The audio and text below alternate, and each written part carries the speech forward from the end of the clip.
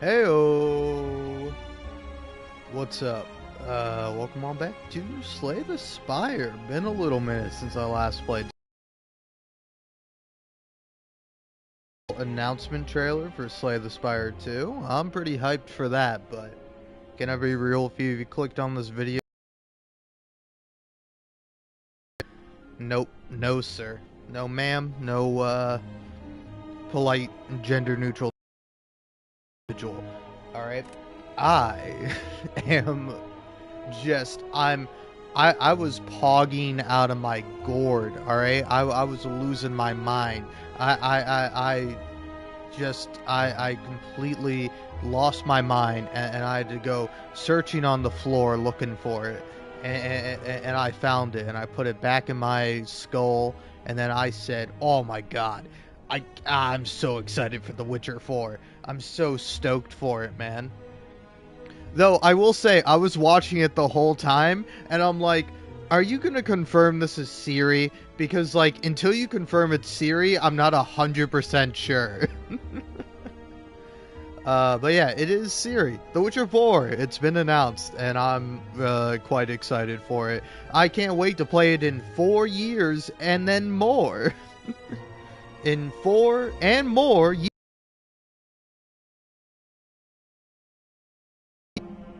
And then, nothing else I really care about. I don't care about, like, Elden Ring co-op, Shadow Time. The only one that is, like, maybe interesting is the, Intergalactic, like, Naughty Dog's new, thing that is, like, branded to all heck.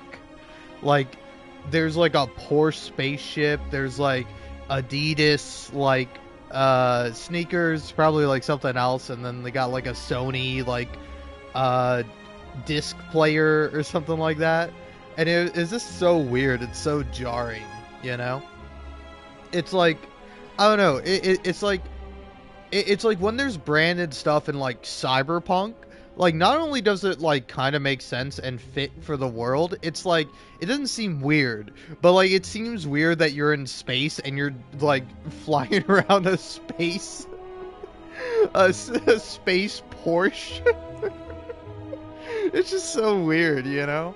And plus it's like I don't know what is Porsche doing? Like who out there is going to like play that game and be like, ooh, you know what I gotta do? I gotta buy me a 911. Oh man, I can't wait to have a 911. Ooh, man, surely this won't be a disaster, unlike another 911. Uh,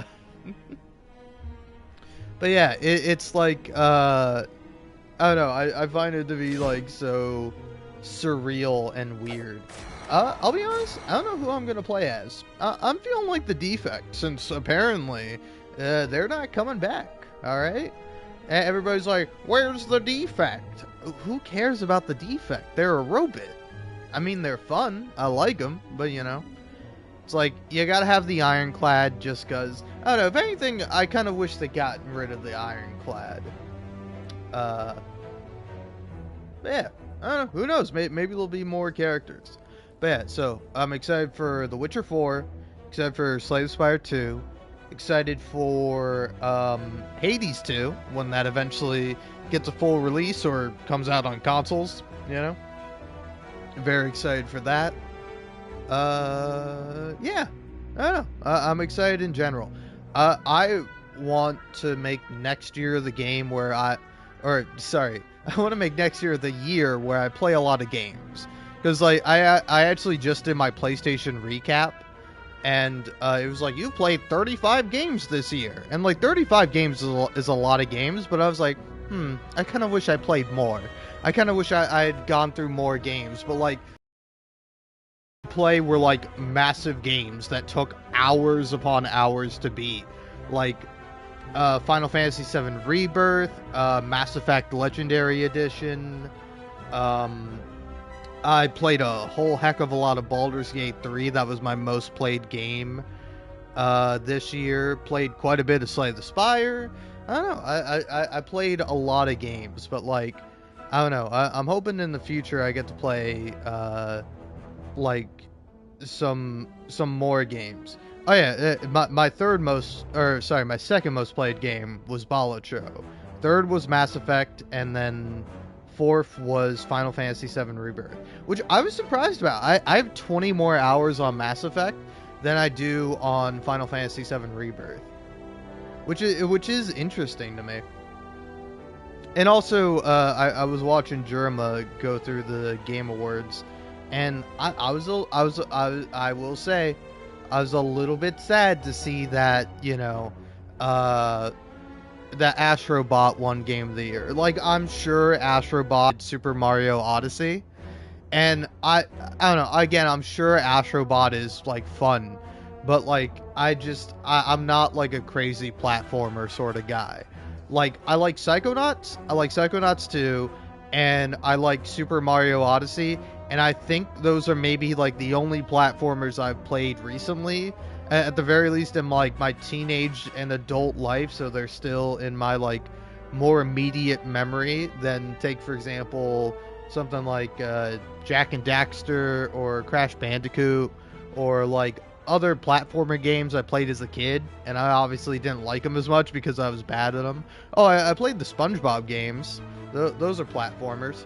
Like, I don't know, platformers are sort of associated with like more kiddie style games, which is fine. Like, I think there should be games made for kids to play. Like, if I had a kid, I'd 100% have him playing Astrobot, and he'd be like, hey, old man, who are all these newfangled dudes? And I'm like, I don't know, kid.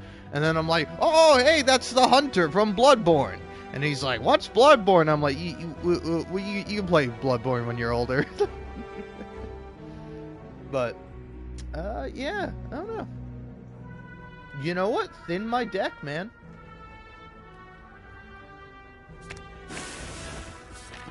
Get rid of these Shreks. I don't want them. But yeah.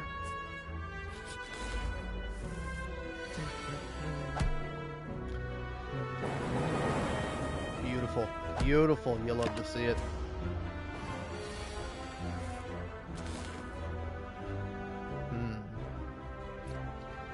Yeah.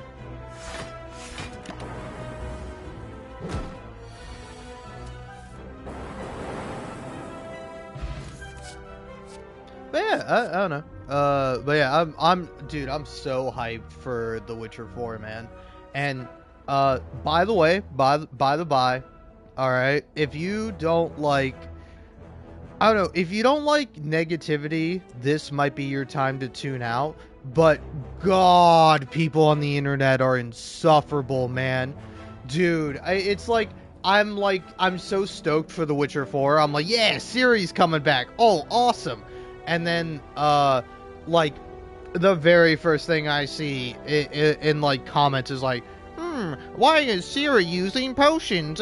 That's not, canonical. That's not lore accurate. Man, CD Projekt Red is gonna do a lot of explaining for this. And it's like, I don't know, piss off, loser. Like, I'm sorry you're a nerd, and you're like the unfun kind of nerd. Like, I'm a nerd too, but you know, like, I would say the main difference between me and some loser on Reddit is that, like, I don't need to let people know my, like, weird opinions and, like, bad takes on things. Like, I can just keep it to myself. Like, it's not very lore accurate that blah, blah, blah, blah, blah, blah, blah. It's like, it's a video game, pal. It's a video game. Like, I went on the Witcher subreddit, man, and like, I saw, like, individual posts that were like, oh, man, hey, the Witcher 4 is coming out. It's really exciting. And it's like, oh, man, can't wait to wait 8 years before I can play The Witcher 4. Awesome. Like, you know, like, people making lighthearted jokes. But then there's always got to be, like, some little stinker who's like, oh, well, you know, according to the books, Geralt doesn't actually wear his silver sword on his back. He keeps it protected on his horse, blah, blah. Just shut up, man. Shut up.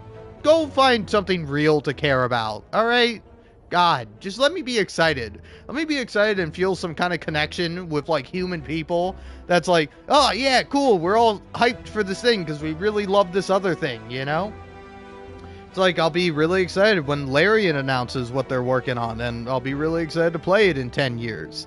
You know, it's like it's like, I don't know, and let people be excited. Be excited for things. Like it's a video game, bro. If you don't like it, you don't like it. Just shut up about it. Like, you know, that doesn't mean you can't critique, you can't criticize, but like I think there's a difference between like critique and like, say for example, seeing like the main character for Intergalactic and being like, whoa, what an ugly looking character. Like, come on. Like, find a real thing to complain about, you know? Because like, oh man, I was actually thinking about this. I was thinking about this when I was oh shoot, what was it, man? Oh yeah, I was on the Last of Us subreddit, and people were like discussing like the character of Abby, and like I saw a post made by somebody that's like, Abby is a good person and here's why, and they like listed their reasons, and like everybody was like disagreeing with them, and it's like, I think some of it is fair, but like I guarantee you some of these people who are like, Abby is not a good character, like I guarantee you they would not argue as vehemently or be as little pricks as they are about it if somebody like was talking about Arthur Morgan or even Joel from The Last of Us. They'd be like, oh, Joel's just a good guy, he's just a good dad. It's like, I don't know, man. It is kind of insane how people will treat like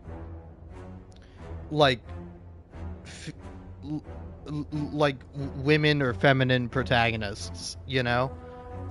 Because again, the immediate thing with like series is like, oh, how is she ingesting potions? It doesn't make any sense. It's like, the game's not even out. The game will explain it. The game will talk about it, you know?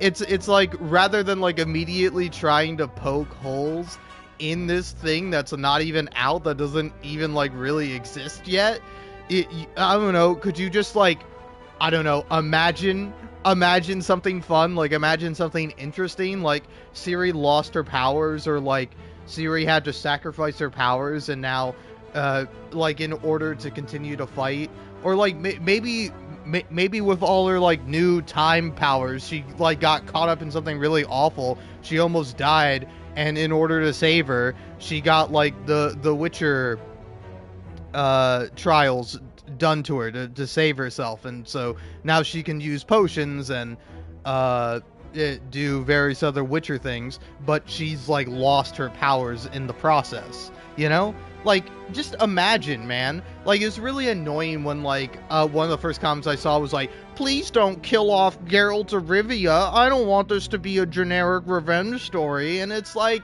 buddy, they haven't even done anything. Like, they showed a cool trailer with Ciri, and she might have a new voice actor, I'm not too sure. Because like the whole time I'm like, is this Ciri? It looks a lot like Ciri, but it's different, obviously, because the graphics are on like Insano mode, and then it's like Ciri probably like aged up a couple of years, you know, at the very least. So it's like, I'm really interested to see what they do with it and where they go with it. And I don't know, I found it to be rather irritating that it's like, immediately I get some guy just being a jerk. It's like, I wish when you like go on like any social media platform, you can be like, hey, give me like stuff with like the most likes first. Like, give me something that like people really like. Like, don't show me controversial shit first. Like, I don't want to see something where it's like, oh wow, 800 people liked this, but 500 people disliked it. Like, no, show me the thing that like 10,000 people liked first. All right, show me that, you know? Oh God. I don't know. Maybe it's just me. Maybe it's just my pet peeve, but I find it to be like so irritating that this is like, it's like people just can't enjoy things, you know? It's like, it's not that like you can't like be like, oh wow, it's kind of interesting because like Siri doesn't really do magic, but yet she's doing magic in this trailer. Like instead of so somebody like point out, it's like, oh man, it's really cool with like Siri using the chain, how that's like a reference to like the first Witcher game. And it's like, see, that's cool. As somebody who's a fan of something and really likes it and is like having love and appreciation for it, something that like I wouldn't know as someone who hasn't played the first Witcher game. And it's just like, I don't know, man. You know, it's like I'm sure like the Neolib Witcher books are like fine. You know, I'm sure they're like all right, but it's like I don't care, man. I really like the short stories. Like I read like a collection of the Witcher short stories. I'm like, oh, these are really great. And then I tried to read like the first book, and it's just like, oh my god, this is why I don't like fantasy. I don't care about like all these armies and all this boring stuff like, oh, here's a location, here's a thing, blah, blah, blah, blah, blah. Get to the interesting part, all right? I don't know. I mean, I've always been this way, you know? It's like, it's not like I can't sit down and enjoy something that's more like thought-provoking or even like, I don't know, I guess the term for it would be like more so analytical, but it's like, it's not that I can't, it's just that I much prefer something that like is interesting, that doesn't have to be like, oh hey, you have to like watch this thing for a couple of minutes before, or you have to like watch this TV show for like 5 hours before it actually gets to the good part. It's like, it should just be good from the start. Like the good part should be like the whole show.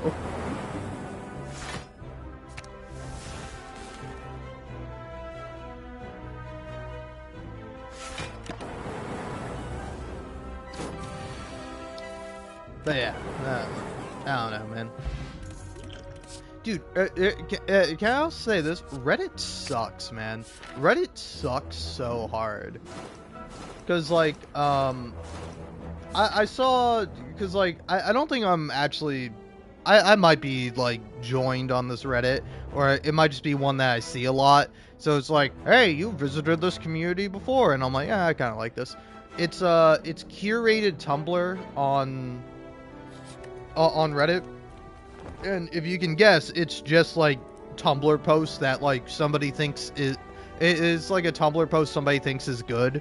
So it's like, oh hey, here's this Tumblr post, and I'm like, oh, it's pretty funny, because like I think some of the best stuff on the internet comes from Tumblr, and people kind of like, I feel like people give Tumblr a bad rap, like more so than like other social media platforms, because like definitely some of them do get like their grievances, but it's like I don't know, it's like for Tumblr it's like very rare that like, unless you're like more of like a lefty kind of guy, which I am, you very rarely see people praising Tumblr, you know. But like, oh yeah, I saw one post that was like one person talking about how it's like, can we like, I see a lot of people on Tumblr claiming to reclaim the R slur, and I just don't think we should do that. I don't think that's a thing we should be saying. If you see someone saying that, you should like tell them, hey, I don't think that's a cool thing for you to say. I mean, you can say it, you have free speech, you have free will to say whatever you want with your words, but I don't appreciate it, and I'm not going to like, we're not going to have a good relationship if that's the case, you know, where it's like, and then because of like a thing they had in like the tags, where it's like, if you don't know how Tumblr works, like somebody will like make a post, typically a text post, but you know, sometimes it's GIFs, images, even videos, I think, but then like you'll have like tags on a post where like somebody will just like continue to like elaborate, but it's just sort of like a hidden thing that you won't see. If like, if you genuinely believe this, I think you should walk yourself off a cliff or something like that. And then like I check the comments on the Reddit post, which don't do it. Just don't go on Reddit, man. It's like there is some really good stuff on Reddit, just like any other social media platform, but it's like, yeah, it's like, I don't know, man. It's like Reddit is like a particular kind of brand of like smug and condescending, but being such an idiot about it, you know, Like, these people are like so dumb and they just want to get like a dunk on you, where it's like that's on any platform, to be fair.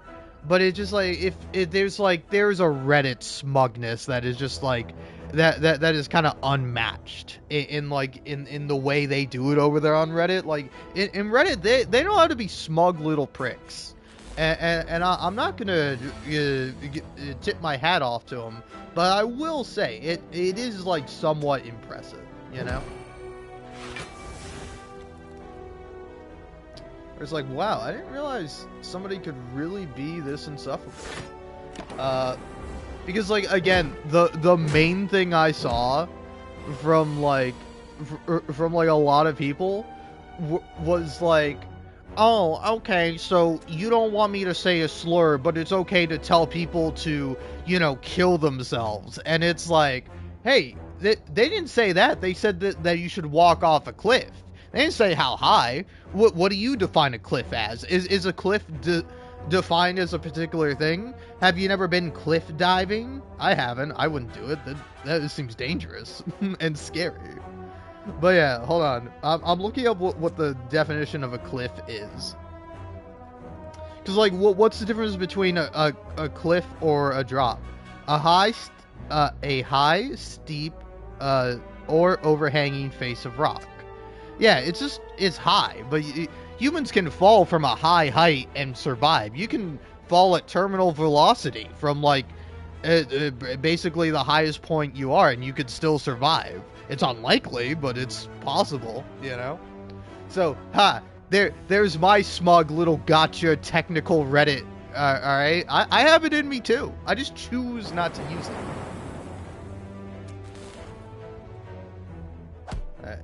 It's like a good response, because it's like do you really care? Like, do you really care, or are you just saying that, you know? It's just like, whoa, hey, you can say any slur you want, but to tell someone to do something, now that's where I draw a line. You're a bad person. And it's like, like, literally one of the things I saw in there was like some just dickhead who was like, oh wow, you see, I only tell bad people to KYS, and I do that because I am a good person. And it's like, I don't know, man. I'm not gonna tell you to do what I think you should do. All right, you know, I'm not as based as low tier God, alright? That guy spoke the truth, okay? That guy was honest. But me, I'll say, you know, what I think you should do if you leave a comment like that, I think you should stab yourself in the chest and then take the knife out, patch yourself up, get yourself fixed, and then continue to live your pathetic, miserable, sad little life where you contribute nothing, and you're nothing but an annoying little parasite and a dark spot in people's days. You know? It's like when people see you and interact with you, they're like, oh, this guy again. Like, I mean, I wish him the best, but God, I wish he would just shut up, man. But yeah, man. I don't know. It was also just, God, by the way, gotta say, I love that nobody's watching this live stream. I love it. I love being able to live stream, just having no one here, so I can just say what I want. I know. I'm gonna be honest. I was watching a Spider-Man stream of mine, and I was just like going off. I was just like ranting my heart out, and I'm like, this is good. I like this. This is fun. Oh man. But yeah, it's like,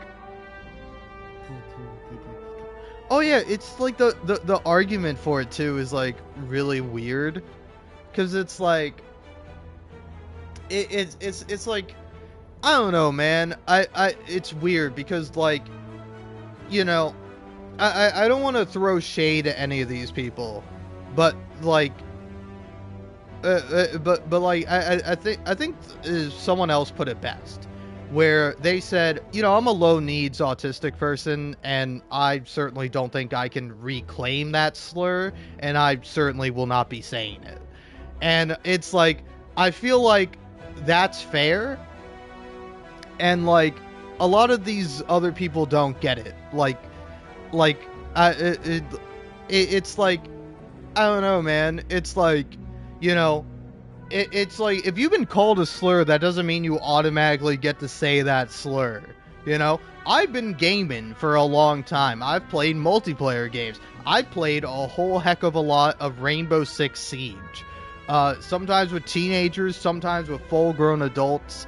You know, and you say one thing or you do one thing, and then it's like, oh, hey, there's a slur, and another slur. Oh, wow, slurs and vitriol and hatred. Whoa, awesome. And it's like, you know, I don't suddenly get to start saying, like, you know, racial slurs because I've been called them before, you know? And if you've been called the R slur, that does not mean you get to reclaim it.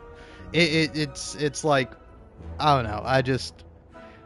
Like, if you want to say it, fine. But, like, just know you're saying a slur to say a slur. And most people will not appreciate that. You know? It's like, oh, well, you see, I'm using it in a good way. And it's like, I don't think you can. Like, I think it's very rare that people could do that. Because, like, there's definitely a fine line. Where it's like, oh, well, how come, like gay people get to say the F slur, and, you know, the one slur, the big one that I can't say, and I definitely don't want to say, but how come it's in all the rap songs, huh? It's but, like, I don't know, that argument is such, like, in my opinion, just such a dumb one, because it is like a false equivalence, because, like, the R slur is for people with, like, severe mental disabilities, you know? Like, it is not just, like, some run-of-the-mill thing where it's like, it's like, again, if there was, like, somebody saying that who, like, could quote-unquote reclaim it, it's like, they can say it all they like, because it's like, it might be hard for them to know any better. That's what they've heard growing up their whole life. Like, it used to be like a medical term. It's kind of like the same thing with idiot. Like, idiot used to be like a medical term. That used to be kind of like kind of like the old R slur. And then people make that argument of like, well, idiot used to be a thing, so could you imagine if somebody was saying this about the word idiot? But it's like, nobody is really saying that about the word idiot. It's like, it's, I don't know, man. It's just such bad argumentation, because it's like, it's like, oh, well, how come I can say this other word? And it's, I don't know, here, it's like, say, for example, I present to you the math problem of, 3 times 5 equals 15. And in response to that, you go, well, actually, don't you know 4 times 2 equals 8? And it's like, yeah, we're not talking about that, though. Like, what? This is not a good argument to bring up something unrelated and, like, that's not gonna actually, like, accomplish anything.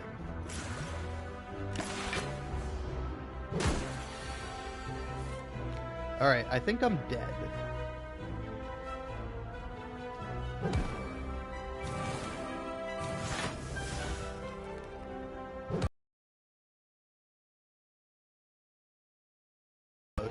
Oh well. Look, man, I'm not here to actually play Slay the Spire, I'm just here to talk. But yeah, it's just, I don't know, I find it, like, fascinating that, like, it's like, A, why do you care so much? Like, if you disagree, if you, like, truly disagree, you're like, I don't think this person makes any sense. You don't have to argue with them. You are literally arguing with, like, a wall.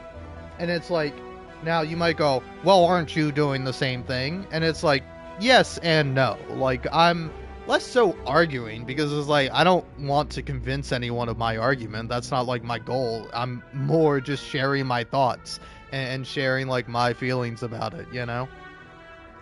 Because it's like, it's like, I don't know, man.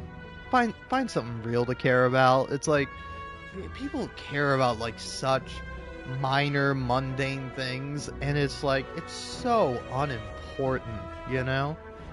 It's like I don't know. It's like, say for example, the difference I see where like people. I was watching Germa stream for the Game Awards, so like that Intergalactic again, the new Naughty Dog game. Uh, like I saw like a bunch of people just saying like you know, just like bad things are like, oh man, this character's ugly or blah blah blah, and it's like, I don't know, man. If you are truly out here living your life and being like, this video game character is ugly, it's like, what? Who cares? Like I'm sorry you can't have a little bit of empathy, you know? It should be pretty easy since you're a pretty ugly person. If not on the outside, definitely on the inside. But yeah, there's like, they were like people just like saying your generic stuff, but then there's like people like throwing up like the lesbian heart flag emoji that's on Twitch. You know, they have like the sort of heart with like the different LGBTQ flags, and it's just like people like appreciating being like, oh wow, this looks pretty cool, or oh my god, this looks amazing. It'd be nice to see some gameplay, but you know, it seems interesting enough. And there was like it was like a famous actor. I know his name, but I cannot for the life of me remember it off the top of my head. But he's been in a lot of stuff. But yeah, it was like it's like it's so easy to just be like excited about something, you know? And it's like, even if you're not excited, like me, I was disappointed when Astrobot won. It's like, I get it, but I'm like, I wish Balatro won it, or even like for me, like Final Fantasy VII Rebirth, because like honestly, like I was looking back at some of like the stuff in Final Fantasy VII Rebirth, like the moment when you get to the gold saucer and like this like a dance battle happens, and then like Dio, the best character, shows up out of nowhere, and he's just like shirtless with a cape, and he's just like a muscle man in a Speedo, and he like walks up to Cloud and is like all buddy with him, and you have to like fight him in like a little like 3D brawler mini game, and then like he's like, here you go, Cloud, your prize, and then Cloud like takes it, he's like, thanks, and he just like walks away, and then he like and walks behind Cloud, and he like puts his arm around him like they're friends. It's so funny. Like Final Fantasy VII Rebirth has some of my favorite moments in like any game ever, you know? Like the highs of that game are really great. It has some really terrible lows though, you know? Like there's like fun stuff with Chadley. Like Chadley can be like a fun character. Like my favorite bit with Chadley was when he like introduced his like sister, and then like they like argue, and at one point he like gets annoyed with her talking, so he just like mutes her and talks over her. Like that's really funny. and it's like, I don't know, it's some really good stuff in Final Fantasy VII Rebirth, man. I think it's like pretty great, you know? It like Barrett, oh man, and like the emotional points in that story for Barrett hit. Oh man, the game hurts. I don't know. I'm not sure if I cried during it. I feel like I've certainly did, you know. But yeah, like Tifa and Cloud, ooh boy, that's every time I see Tifa and Cloud hanging out or being romantic, I'm like, yes. Anytime I see Yuffie, I'm like, yeah, Yuffie, my favorite character. Like, I don't know, man, it was so funny, because, like, I had gotten done playing Persona 3 Reload, and I like started up the Final Fantasy VII Remake DLC Integrate or whatever it's called, essentially the Yuffie DLC, and I was like, I. I was expecting to not like Yuffie because I had just like seen that like, oh, Yuffie's so annoying, and then I like you see Yuffie and she's just like a bundle of joy and like genuinely like a fun teenage character that feels like pretty appropriate, aside from the fact that in the DLC she's wearing shorts and her shorts are unbuttoned, like not in like a weird way, she just like has like ill-fitting shorts. Yeah, I found it to be very strange. Like how does that happen? Like are there, like, I guess the shorts are too small for her. Like they're shorts she had since she was like younger, and she hasn't gotten like a new pair of like pants or anything, you know? But no, that's kind of like the interesting thing about Yuffie, is that she's like a very much like a kid at heart, which is why it's fun seeing her like interact with like Cloud or Barrett or like Tifa and Aerith. It's like I love the characters in that game, you know? The monsters are really cool. Sometimes the boss fights and the combat is pretty fun, you know? But it's like what I'm really there for is for like the characters, and I want to see them in like funny scenes, you know, where it's like it's like Final Fantasy VII Remake and Rebirth are like really good like anime games that like very often do not like cross the line of being like an embarrassing thing, you know, where it's like there's like some anime or some stuff where it's like this is embarrassing. Like it's embarrassing that I like this. Like I feel that way playing Persona. Like I'll play through Persona and I'm like, oh, there's some really great stuff here, and then it's like, oh god, this sucks. It's so bad. Oh my god. And it's like I feel ashamed that I like this thing, you know? Whereas like it's like I felt annoyed with the gameplay of Final Fantasy VII Rebirth, but I was never like, oh man, I feel ashamed that I liked and enjoyed this game. Like it's like, I don't know, Final Fantasy is like the perfect amount of cringe, where it's like very endearing cringe. That's like, yes, I enjoy it. Like that's why I like Yuffie. Is she is like, she's so great as like a teenager, where she's like self-confident, but she's like clumsy, you know? Where it's like, it leads to like a good character. And you want to like see her succeed, and then like, you know, particularly in like her first in her DLC, like there were some really emotional moments in that like resonate, as like even though Yuffie is a bit of a goofy character, like she can still be serious and have like these emotional moments.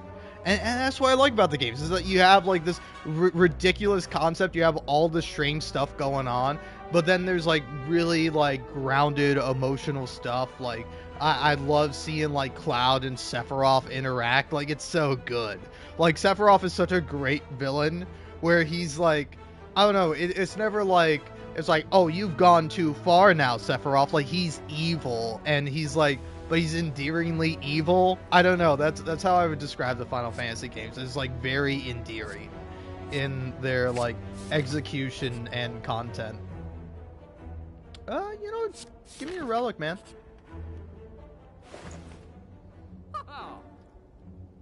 And go ahead and remove that.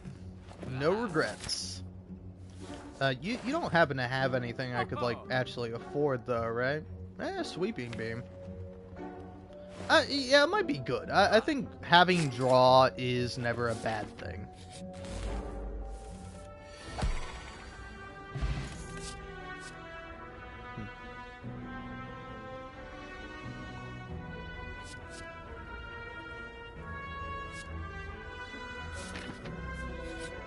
I think I'll kind of jam on my max HP. I feel like it's never a bad thing to do.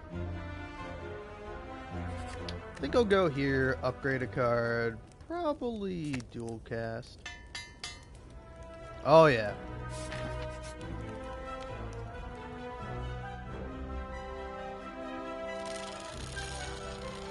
I'm super excited for Slay the Spire too. Ooh, I get to remove a card, nice. Although I feel somewhat bad because yeah, I don't even know I can show it, but Like, the highest ascension I'm at is, like, Ascension 11. It's like, I've put, like, probably 300 hours into this game, and I have, like, barely even, I've gotten, like, halfway to, like, the hardest difficulty.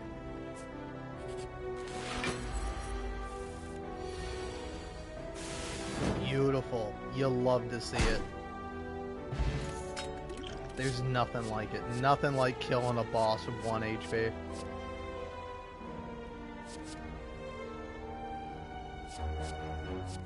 I kind of like either one of these, but I'm just gonna keep getting more health.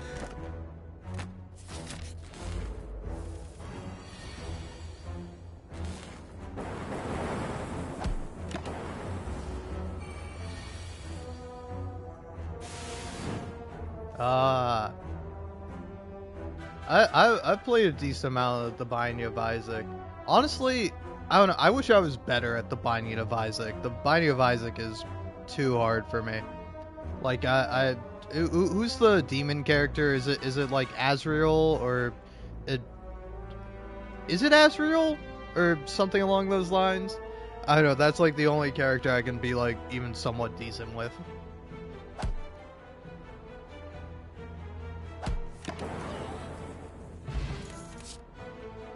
Ooh. Yeah, fusion.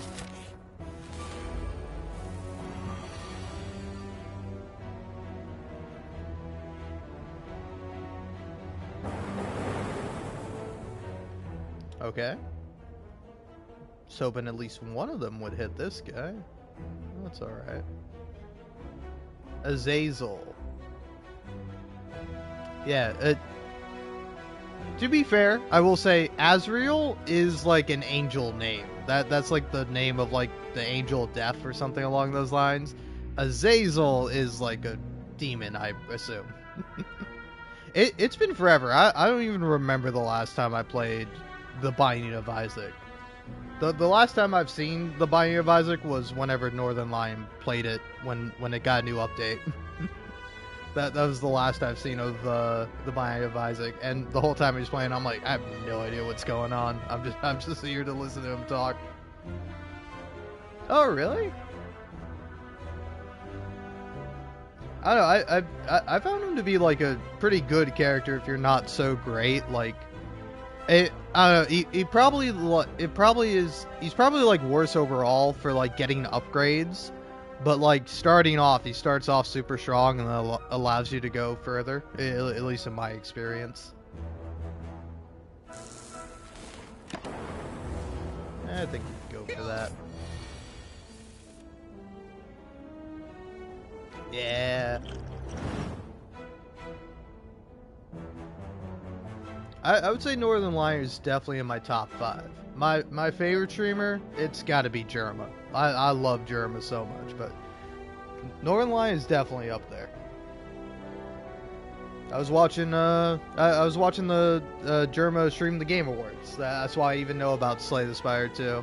And I think there was like a few more games I was excited about, but I'm mostly excited for that and for The Witcher 4.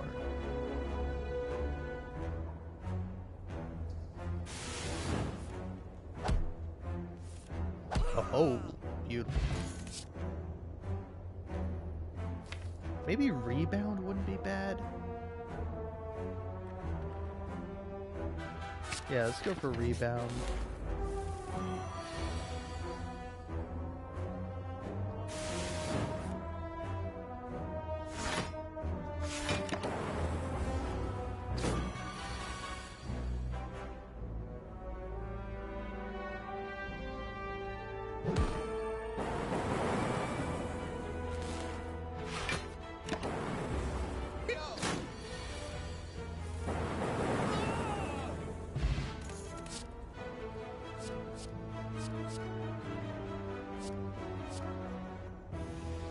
I don't know. I'm not too great at it either. Like, it's a. Oh, you're only 20 hours in. It's not too bad. I'll be honest. I don't even remember what got me into Slay the Spire. I think it might have been a game I got for free with like PlayStation Plus or something.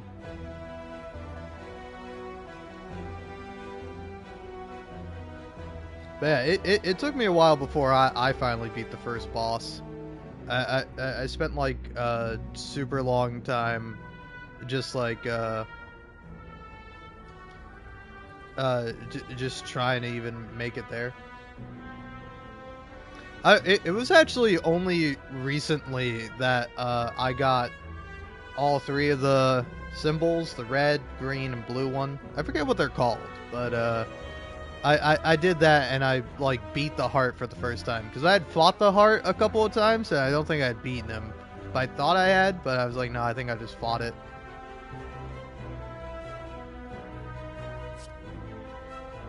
It is pretty great though. Once you do finally defeat him.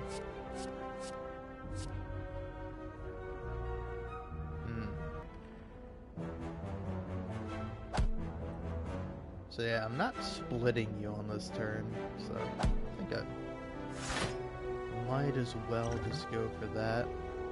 Unless... What's 65 divided by 2?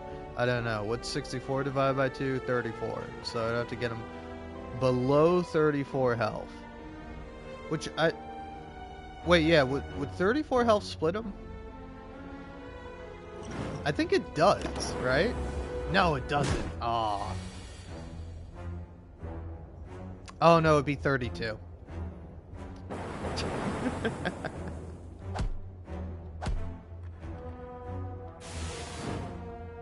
It's my worst nightmare. Math, I can't do it. Alright, I can beat a From Software game. I can dodge, I can react well, I can use strategies to defeat enemies. I cannot for the life of me do math.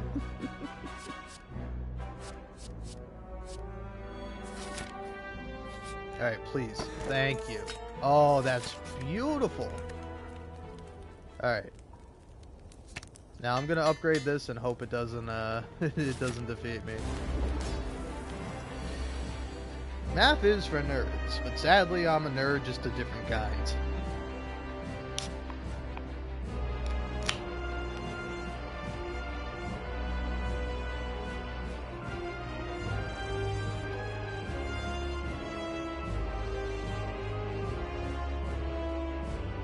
Cause like I'll tell you what, I was pretty yeah, exactly. I'm more geekish than anything. I was like pretty annoyed at like some of the comments from people like about the newer games, you know, that like that aren't even out.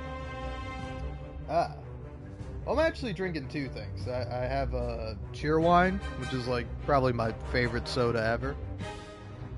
But the thing I just opened is a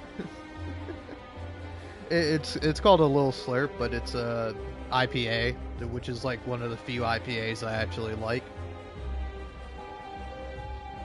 Because like if I'm drinking a beer, most of the time it's going to be like a sour beer. I don't mind like a regular beer, but if you're like, oh hey, pick a beer, any beer, I'm gonna always go for a sour beer.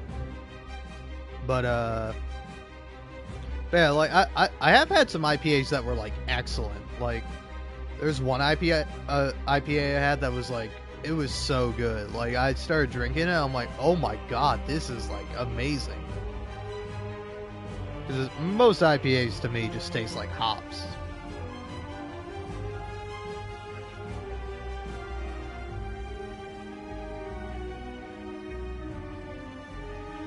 But this one, Little Slurp from the Noda Brewing Company, it's pretty good. Bud Light's not too bad. But back when I was in college, briefly, before I dropped out, I drunk a fair amount of Coronas. Just Corona. Corona Lights are fine, but like, you gotta put a lime or something in there to get some taste. But like a regular Corona, pretty good.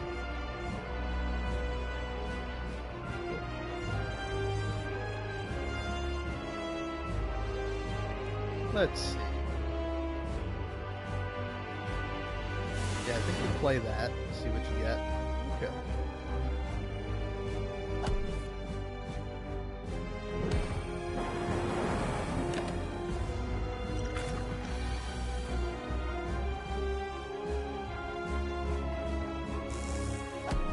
I was really hoping to get Zap, of course. I had a 5 in 6 chance of getting it, and I didn't get it. I've learned nothing from playing a lot of Balatro, which is that I'm very unlucky. I'm incredibly unlucky. Oh wait, no, I'm good. I thought I didn't get him down to half health, so I was gonna die. But I live for now.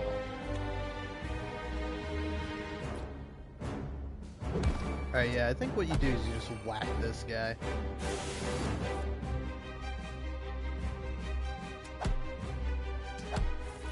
Oh yeah.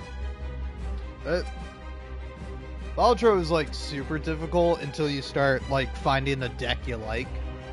Or you just get lucky. Cause like I've been like I've actually gotten to like the higher stakes on Balatro. I'm on blue stake, which is I think like 2 away from being the hardest. Or it's 3 away, because I think it goes blue, purple, orange, gold. I think, though I might be wrong about that. But like I've been working my way through that. But before I started going through the decks, because like I'm just trying to work my way through all of them. I unlocked the checkered deck, which I think it only gives you like it gives you like a normal deck, except it is like half hearts and half spades. So like there's no clubs and no diamonds, so it's super easy to make flushes. And once you start making flush houses, I don't know, I love me a flush house, and like I got that one all the way to gold stake. And once I got that one, I'm like, okay, fine, I'll play the other decks. But there's some really good ones. Like the Plasma deck is a lot of fun. The Ghost deck is great. Like you just gotta unlock more decks, and you'll like kind of get used to all the crazy stuff that's in Balatro. But it's like ultimately at the end of the day, it is like gambling. It is all just purely based on luck. Which kind of makes it fun, but also makes it frustrating when you're like, I need to pull something good.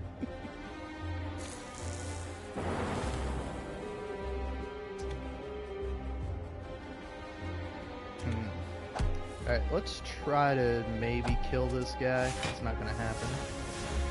Am I dead? No.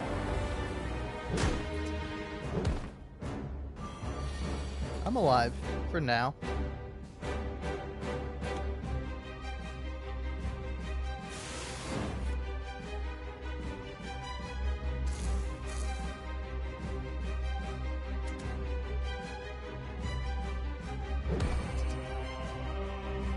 I should have played the strike on that guy.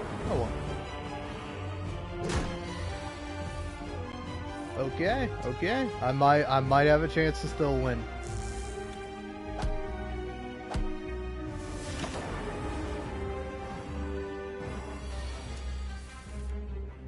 Okay, I think it's all over for me. Unless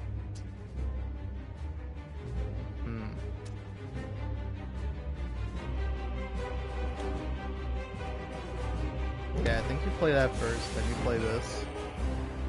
And of course.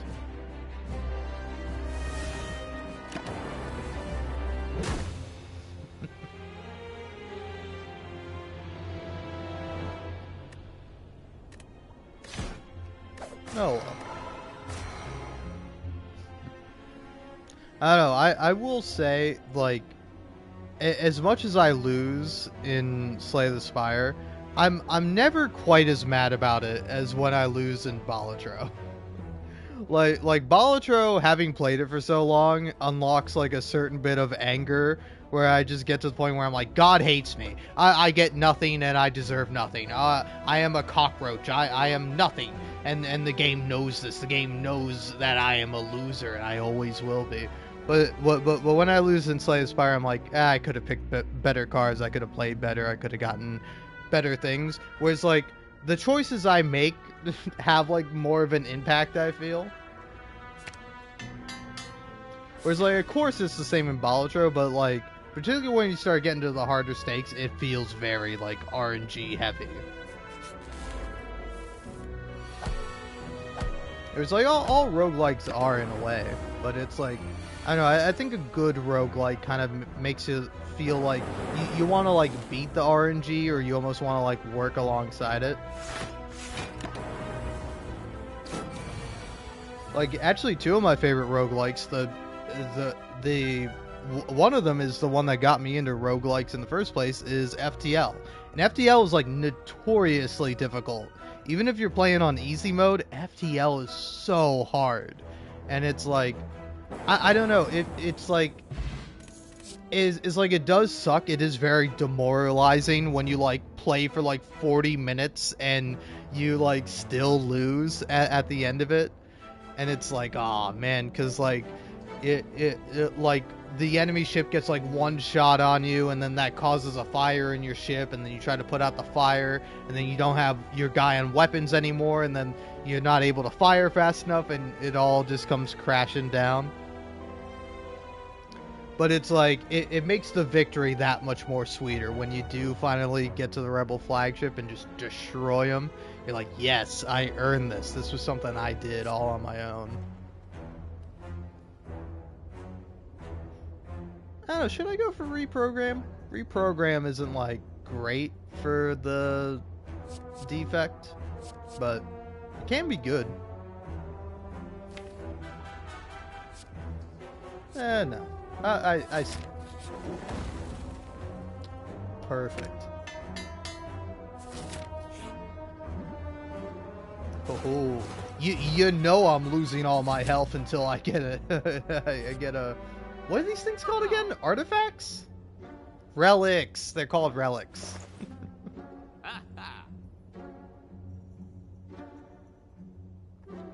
Hey, look at that. FTL. I was just talking about that game. And there it is. Also, I don't know if that's an intentional reference or not. Because, like, if it looked any other way, I would be like... I'd be like, that's not an FTL reference. That's not a reference to the video game Faster Than Light. But am I crazy for thinking that vaguely looks like a spaceship and is like, it's like, why is this card white? Why is it like black and white? You know, other than the fact that it very vaguely, if you're like an insane person like me, looks like the main spaceship from FTL. The Federation cruiser? I don't know, I forget, because there's like 2 Federation ships in the game. There's like the Osprey. I think the Osprey is the other Federation ship.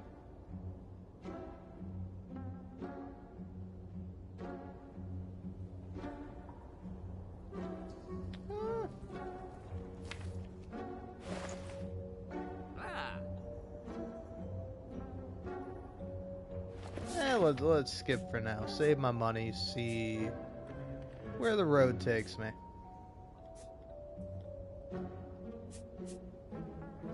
You know what? I'll go this way.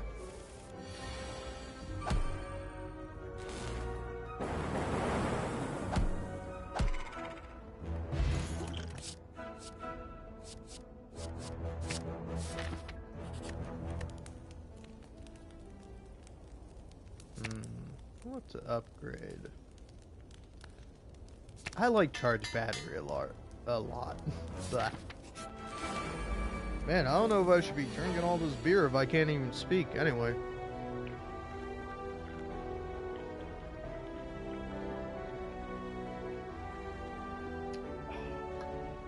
There we go. No more beer to drink. Was that a good idea? I don't know. You decide. I can't think for myself anymore.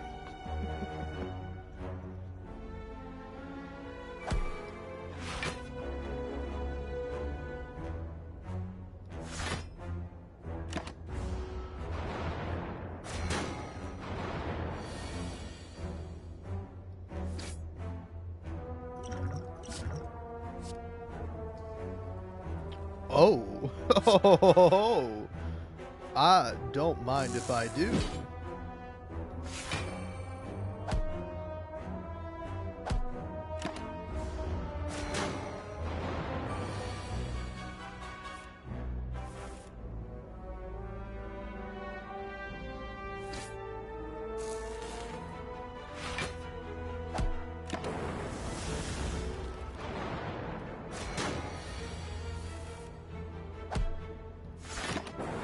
Alright, now if I can draw anything that's not a dazed card, I'll be good. Golden, even.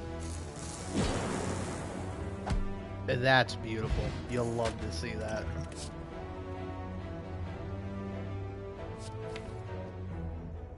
I think I'm a charged battery kind of guy. I like charging my batteries. What can I say?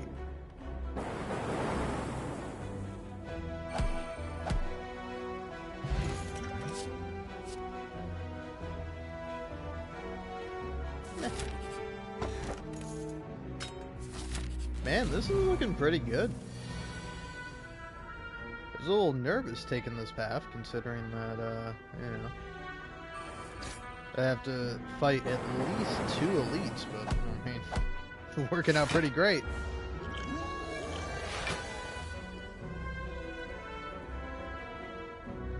Alright. Oh. I'm actually golden.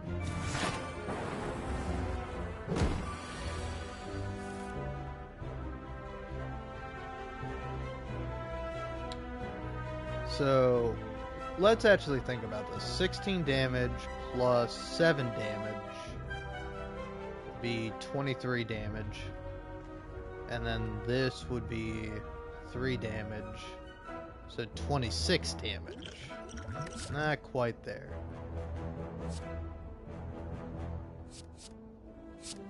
Bias Cognition might win it for me, though.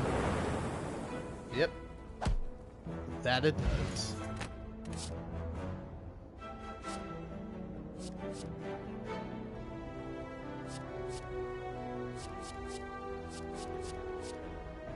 Oh, look at me. All back to my lonesome. Ooh, you know what I might pop into my mouth? I might pop a little gummy. Look here, one thing I don't do on this channel, I don't abuse substances, but I do use them.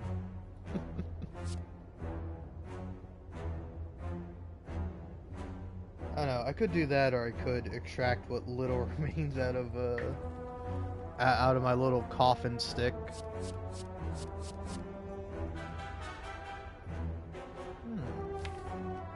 I don't know, I might be a consuming sort of fella. I like to consume. I enjoy it. I'll partake of a little consumption every now and then.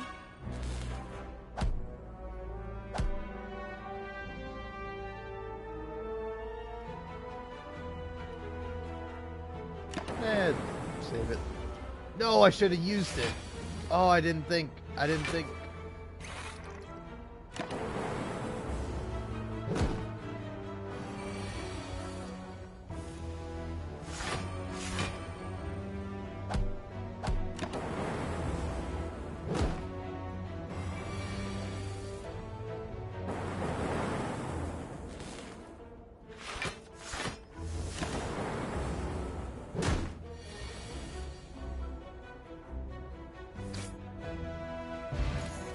Oh yeah, I don't know if I ever finished my point, but like, I don't necessarily mind people being negative, but like, I hate people being negative about something that doesn't even like exist yet.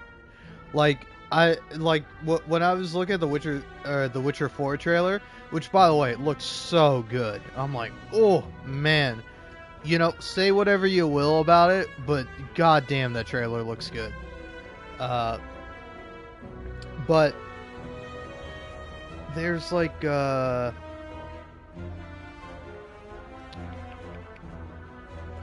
yeah, there's like oh dang nabbit, I forgot my point. It was about a comment I saw, and the comment was negative in some way, shape, or form, or oh yes, I know what it was. Somebody left a comment that was like, please don't kill Geralt of Rivia off, but please don't make it a revenge story. And it's like, buddy, the game isn't even out. Like, what are you talking about? Please don't do this, please don't do that. Like, Doug Cockle, the guy who voices Geralt of Rivia himself said he's gonna be in the next game. Like, he's kind of confirmed that, and then has, like, kind of gone back on it and been like, well, I don't know if I'm actually going to be in the guy's going to be in the game. Maybe he'll die. And if he does die, I suspect the people at CD Projekt Red, the people who write good games, they write well, you know? Say what you will about the launch of Cyberpunk 2077, but that is a well-written game that is, like, smartly done and has, like, good characters in it, you know? Because it's like, it's like, I don't know, it's so weird that, like, it's so weird that, like, I enjoy the same things as some of these people. Because it's like, I thoroughly enjoy, The Witcher 3 and Cyberpunk 2077. But it's like, I feel like some of the people who play the game don't, like, enjoy it in the same way I do. And, like, you know, that's fine. But I do find it to be, like, a little absurd, you know?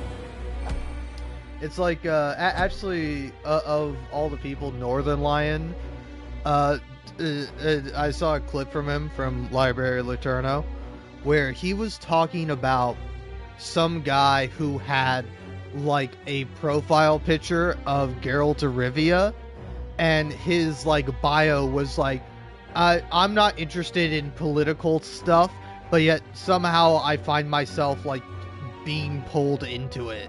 And it's like, you fundamentally do not understand the character Geralt of Rivia. Like, Geralt of Rivia, like, has a facade of, like, oh, I'm a Witcher, I'm not supposed to, like, take an interest in politics or whatever. But then it's like, all he does is politics. Like the guy is constantly involved in politics and the world, and, like, he exists. He's a person, you know? It's like, Geralt of Rivia is, like, a really interesting, fun character, and it's like, I love him in The Witcher 3, man. Oh, man. I think, I don't know, I'm not sure what game I'm going to play next. Like, I don't know, I've been a little bit, not stuck necessarily, but, like, I've been, like, wondering, it's like, what is the next game I'm going to play? You know, I've been kind of a little indecisive with what that will be ultimately. I'll take a little bit of Fission. Fission is good.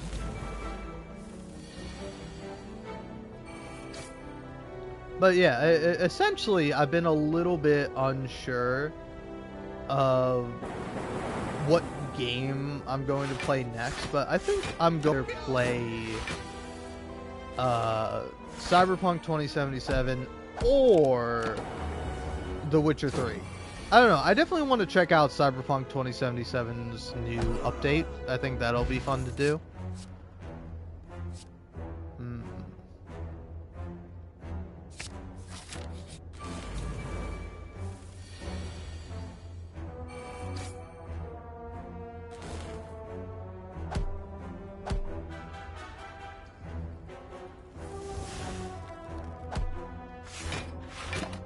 Beautiful, man. That's beautiful.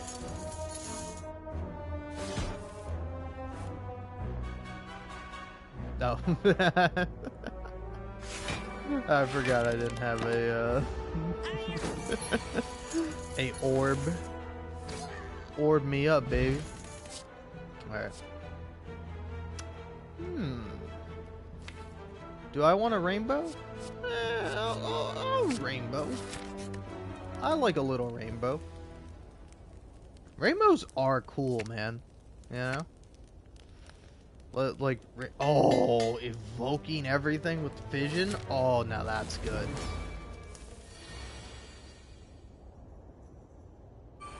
Hit him with that. Hit him with this. Hit him with that.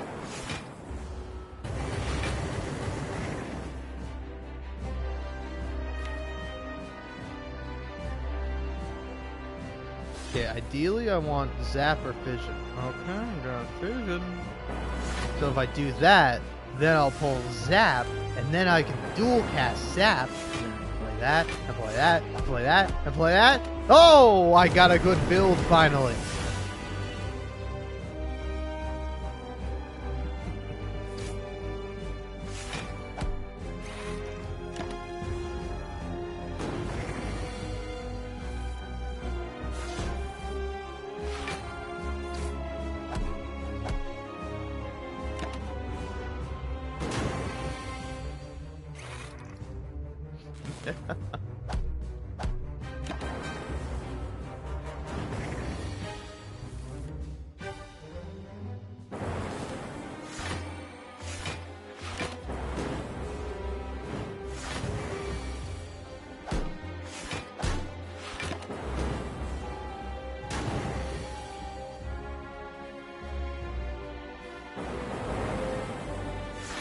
Okay, I cannot consume again.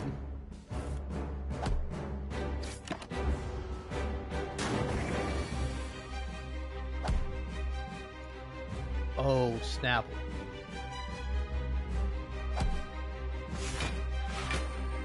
No! No, I should have had it. Oh, man. I think if I used my potion, I could have won that. Oh well.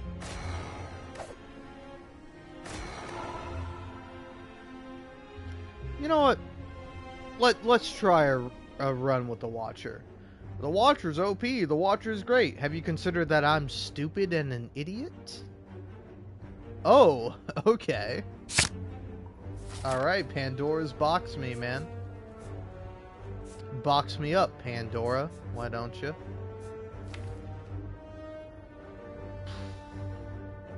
This ought to be an interesting run. I don't know where to start. I'm gonna start here. I'm gonna go through the gauntlet of all the enemies.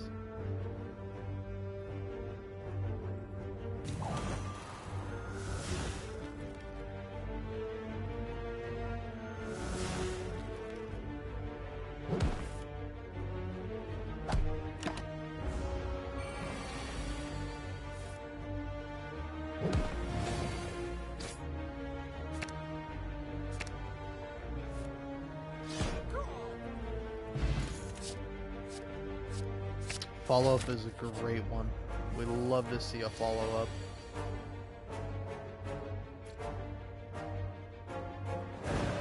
You play that, then you play that, play that, then you play that. Beautiful! Oh my god, wow.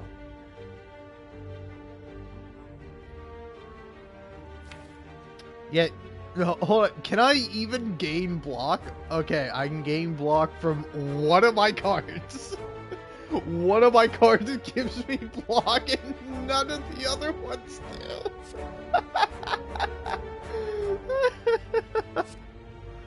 Oh man, that's so funny. Yeah, cut through fate, me.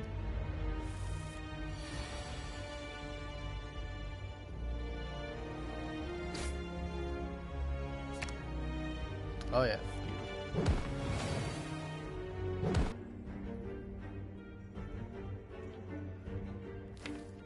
Yeah, it's not like I have anything that costs 0. Though, maybe I pull a Deus Ex Machina? Nope. Sometimes you risk it, man. Sometimes it doesn't pay off.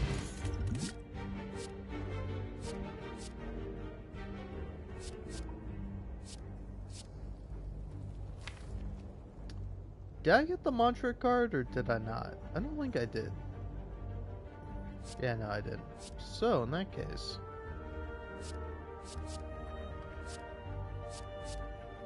get Tranquility, and then I'll upgrade it eventually. Hopefully.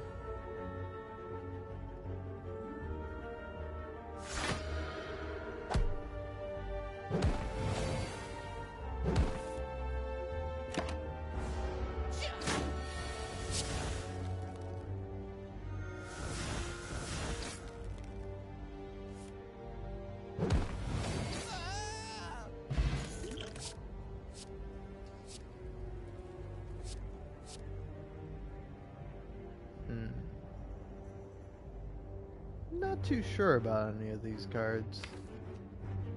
Maybe you get empty mind? Let's try it.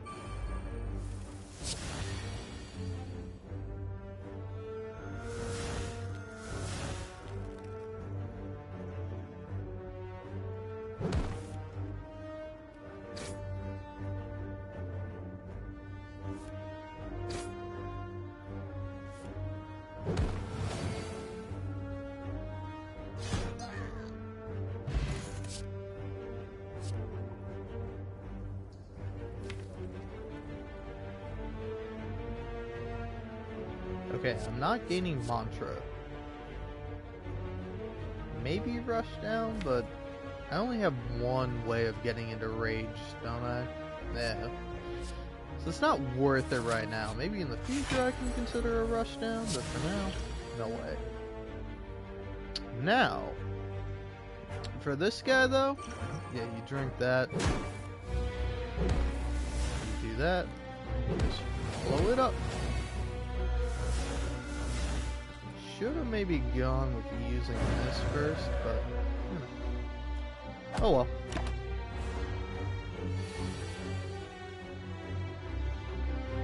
Actually, you want to know a fun fact about Slay the Spire?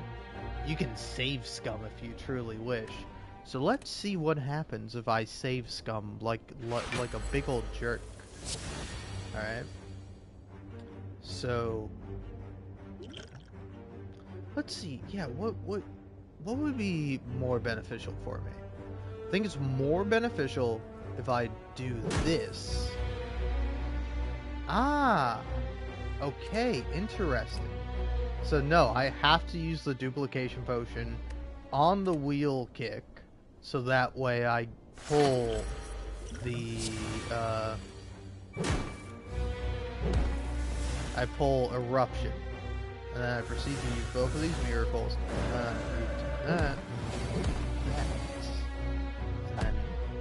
Okay, he does have less health now.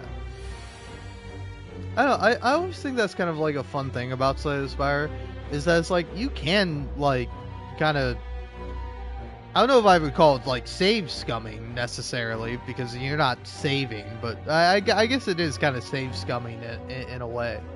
But it's like, it's a video game, man. You can save scum if you want. Like, if anyone judges you for save scumming in a video game, guess what? They've just proved themselves to be the bigger loser. Like, don't get me wrong, I'm a loser, but you know, at least I don't care how people play with their toys. You know? Great Northern Lion bit, by the way. It's so funny. Honestly, like Northern Lion is such like a funny guy. I love the man so much because it's like nobody does it like he does, you know? Like, he is like eternally the straight man, you know? Like it's like, I don't know. He's the straight man until he's not, and it's like even more hilarious when he is not the straight man, you know? It's like, it makes it that much more funnier when he like says some bizarre, out there, weirdo, just freak thing to say. It makes it that much more funnier when you know that he's like a well-adjusted man with like a wife and a kid, and like he uses like a Peloton to exercise, you know? Like, it's just like all the more funnier when you hear some insane stuff coming out of the guy's mouth. It's so good. So, let's see here. What to do? What to get, huh? I mean, Fury of Blows is certainly something, but wheel kick me, man. Alright, I'll wheel kick till the day I die. Alright, so, looking at all of these, except for Chrysalis, there's really nothing here that, like, truly benefits me in terms of energy, so fuck it. I'm thinking a little bit of tiny chest. I like a mystery. I am a man of mystery. Alright, Deus Ex Machina will save me, or it won't, and then it will be inappropriately named. Oh, Bottled Flame on Deus Ex Machina? Oh, Bottled Flame gives you an attack. Damn, I was like, oh man, Bottle Flame is Bottle Lightning, I think. Bottle Lightning is the skill. Or is that power? I don't know. But yeah, between all of these, I don't know, it's like, do you want Eruption or do you want Wheel Kick? So on one hand, I want Wheel Kick. On the other hand, Follow-Up is great. Because, like, so long as you draw another attack, you're gonna get, like, a guaranteed Follow-Up. So, I'm picking Follow-Up. And I'm gonna go ahead and do myself a little favor. Smith Eruption. And then next campfire I do, Smith, the Follow-Up I have guaranteed every time. And then I would love to buy a relic, but unfortunately I cannot. But on the bright side, you go there and you do that. And then I feel fairly confident I can defeat this guy. Ah, the rare time my choices come back and have repercussions and consequences. Can you believe it? Alright, let's see how this works out for me. Okay, here we go. Here we go. Seems to be working out pretty good for me. Oh, beautiful. Beautiful! Oh! Oh! Alright. But yeah, anyway, what was I saying about Northern Lion?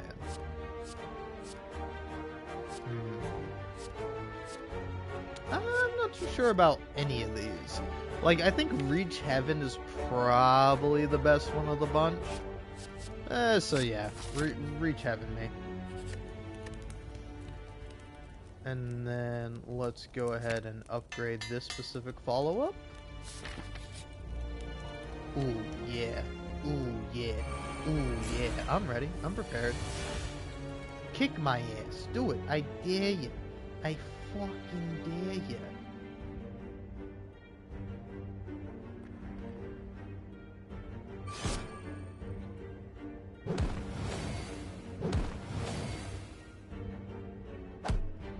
Beautiful, man.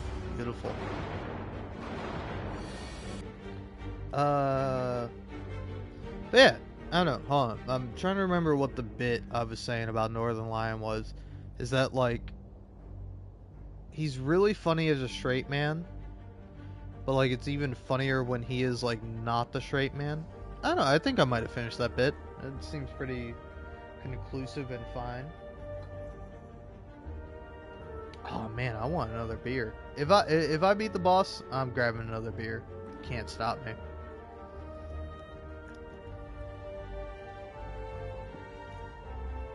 Have you heard me drinking there? I was drinking the soda. Specifically Cheerwine, my favorite soda. Okay, yeah, I do have Eruption in there.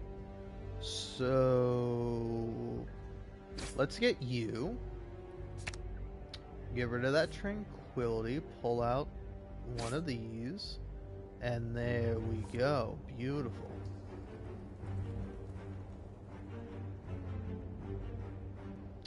Thorough Violence does... Oh, okay. Perfect. So, do that. Kill that guy in one hit. And then you say... Empty my mind, at the very least.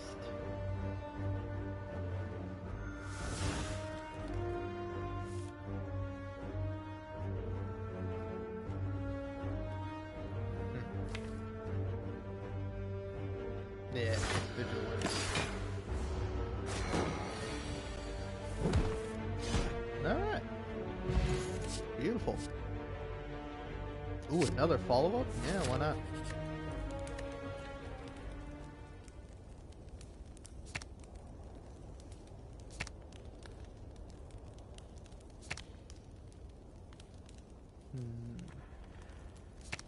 Tranquility costing 0 is going to do a lot for me.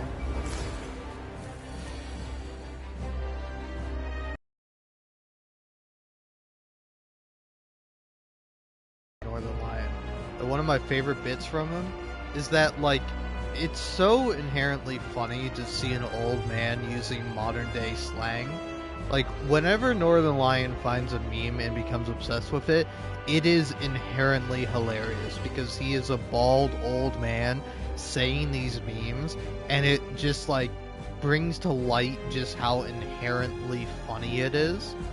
Oh, yeah, because actually, you mind if I talk about this? I don't care. I literally do not give a shit what you think.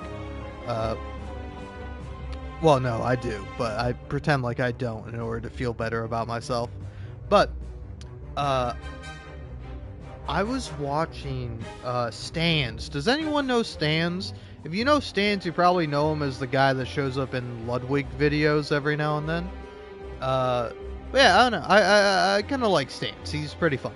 But, he does, like, a lot of this thing on his channel where he will, like, essentially not know anything about a subject and then have, like, somebody walk him through that subject. So, like, the most recent thing he did was, like, for Rooster Teeth, where usually he has, like, one of, like, two people, like, guiding him through it. Although, like, he did one on Northern Lion, and he had, like, the Library Luterno, the YouTube channel. Like, he had that guy actually walk him through it, and it's really interesting, because I'm like, oh, that's what he sounds like. That's really interesting. Because he just sounds like a normal guy, you know? But, like, it was, like, really good to have him guide Stans through, like, the history of Northern Lion, because he is, like, intimately familiar with Northern Lion. So it's like a perfect thing. But then the other two people he has typically is a British guy who has a name that's like Cance or something. And then he has, like, I think a gal who's, like, really young. Like, I don't know, both, like, the British fellow and the gal, they sound, like, really young. Or I don't know if they're really young, but they are, like, super into Zoomer language. And, like, anytime they use it, it feels, like, inherently cringe to me. And I understand that I, being, like, a 23-year-old man, just happen to find these things inherently cringe. Man, I'm about to be 24. My birthday is January 1st. Fun fact about me. In about, you know, 2/3 of a month, I'm gonna be 24. That's crazy. But yeah, it's like, it's so odd hearing these people, like, discuss certain things, because, like, particularly with, like, Rooster Teeth, it's like, as someone who, like, grew up with Rooster Teeth, like, I love Rooster Teeth, you know? Obviously, a lot of problematic shit with Rooster Teeth, but, like, there's still some really good stuff. Like, I still enjoy Red vs. Blue. Like, Camp, I think, is probably the best thing Rooster Teeth ever made, in my opinion. I think Camp's really good. If you, I don't know, it's like, I think Camp is, like, a perfect distillation of, like, what Rooster Teeth was good at, you know? Because, like, especially when you compare it with something like Ruby, where it's like, the Ruby trailer, like, the Ruby Red trailer, where it, like, they reveal, like, Ruby, the character, it's like, that trailer will always be amazing, because, like, Monty Ohm was truly an artist, you know? But, like, his art form was, like, not so typical, like, pretty, like, not the typical form you would take it in, where he was, like, a animator, and he was a choreographer, you know? Where he would, like, do these, like, really awesome fight scenes, and they would be, like, super sick, you know? Like, his classic was, like, I forget what it's called, but it's like Metroid vs. Halo or something like that, where it's like Samus and Master Chief fighting, and then at the end they're, like, both revealed to be, like, girls, you know? It's like it's kind of a funny bit, but, like, the animation for it is, like, sick, and especially at the time it was made, super impressive, you know? So it's like, Ruby as a show sucks. If you want to, like, know more about that, watch H Bomber Guy's video on it. But, like, The concept and like particularly like the first couple of trailers are like amazing, you know? Like particularly Ruby's trailer, it's so good cuz it's like it's just such a great reveal. It's like, "Oh, hey, here's Red Riding Hood." And, "Oh, what's that? She's got like a sniper rifle scythe and she's like murdering werewolves." It's sick, you know? Like there's no other way to describe it. It is pretty radical. But like the show was like written awfully, you know.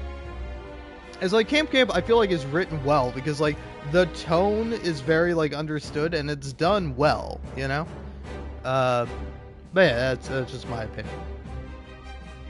But like, anyway, he has like this Zoomer gal like taking him through the history of Rooster Teeth, and it's like he's missing like key context of it where I'm watching the video and I'm like screaming at the screen of like, how do you not know this? I understand you're a younger person who didn't grow up with Rooster Teeth, but it's like, how are you not mentioning the fact that they invented machinima?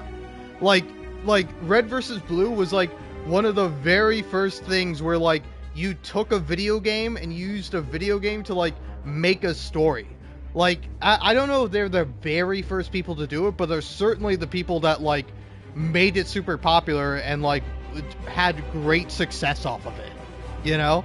And it's just like I was losing my mind watching it because I'm like what? It's like, why does this like I don't know how old Stans is, but I'm going to assume he's 30 odd something. Like, I don't know how you have this like 19-year-old or however old the gal is. You have this like 19-year-old teenager who like didn't grow up with Rooster Teeth and doesn't know too much about it, explaining it to this like 30-year-old dude that knows nothing about it, and I'm like losing my mind over it because it's like you're missing so much context and like so much of the history behind it. It's like insane, you know? It's like the fact that like he's being shown a video of like behind the scenes of like a Minecraft Let's Play, and like he doesn't have the context for it of like he doesn't know what the like you start off by showing like the Minecraft Let's Play, the Achievement Hunter Minecraft Let's Play, which is like I don't know how many views it has, but it's like 17 million or something. It's like there's a lot of views on it.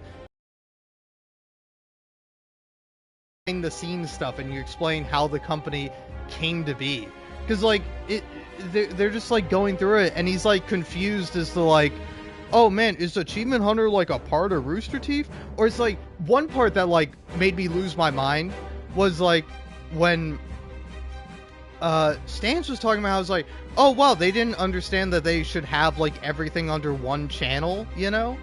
And it's like I was losing my mind because like Rooster Teeth originally had like everything they made on one channel, and then they made separate channels to like post those things, you know? And it's like he's looking at like the Let's Play channel, which used to be the Achievement Hunter channel, right? You know? Am I wrong about that? Hold on, I'm kind of curious.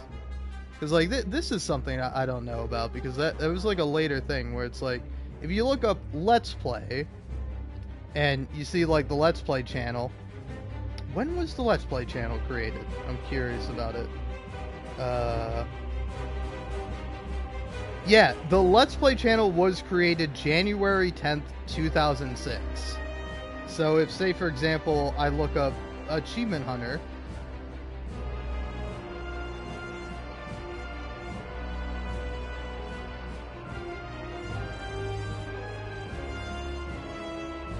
wow, that's interesting. So the Achievement Hunter channel only has 1 million subscribers as opposed to the Rooster Teeth channel, or the Let's Play channel, and that was made in 2008. So yeah, I actually wonder what the history behind that was. Because like, it used to be like everything was on the Achievement Hunter channel, but then they like changed it? Yeah. Huh. Interesting. Oh, yeah, okay. Oh, I'm sorry. This is very, like, dumb, minute, like, pointless stuff. Oh, okay, yeah. So the Let's Play channel was made like 13 years ago, as opposed to the Achievement Hunter channel, which was made 16 years ago. Oh, that's interesting. But yeah, I don't know. It was just like crazy to me that he was like talking about how like, oh man, I'm surprised they didn't like do it all under one channel. And I'm like, they did. And then like, because they were like around in the early days of YouTube, where like they were like, if you look up like some of the Rage Quit videos, they're on the Rooster Teeth channel. You know, it's like like the content is like put out in different places because ultimately it was all hosted on the Rooster Teeth website. You know. And it was just, I was losing my mind because it was just like, it's like, you don't have to get it perfect, or you don't even have to like care about this stuff, but it's like, if you're teaching this guy about this YouTube channel, you should like know the facts about like the history of it and how it was made and how it came into be.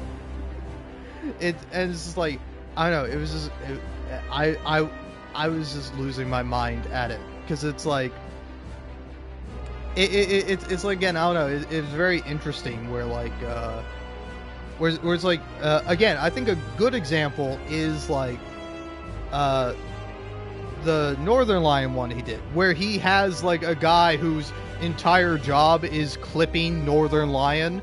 He has that guy explaining the history of Northern Lion. It's like, that's the guy you get someone who is like intimately familiar with the history of this person.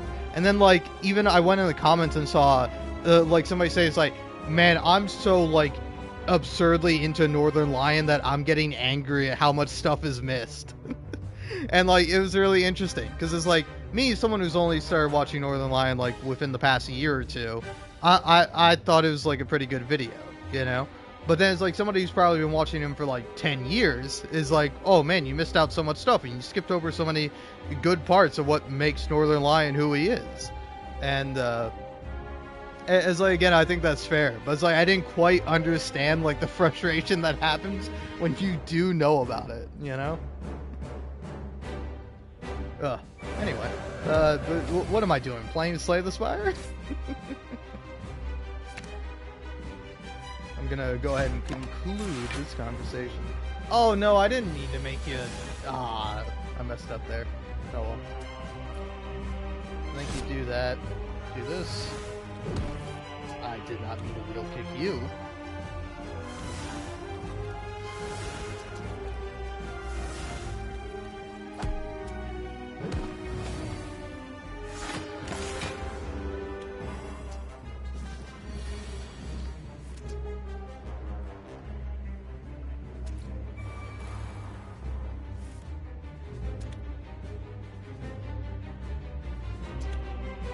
Let's kill you.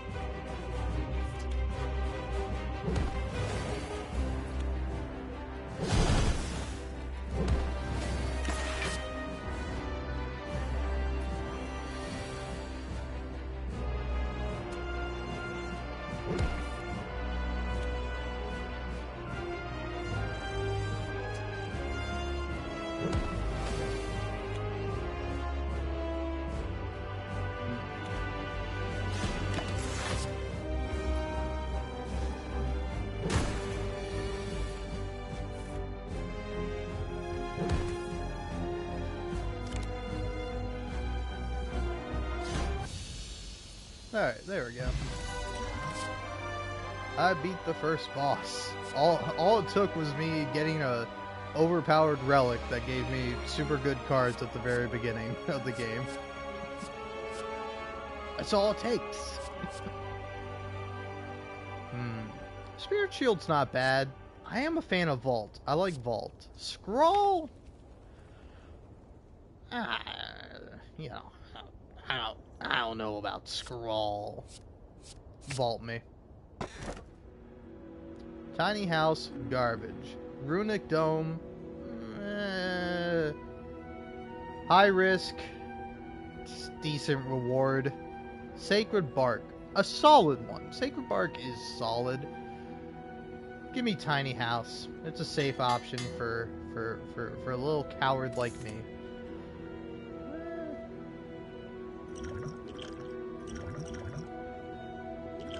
gonna give us some dexterity, why not? And I'll take a halt.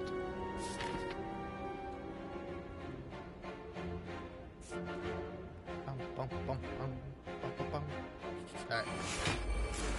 Cool. Anyway, I beat the boss finally, so I'm gonna go grab me a little celebration drink. Enjoy the music or do whatever. I'm not your boss.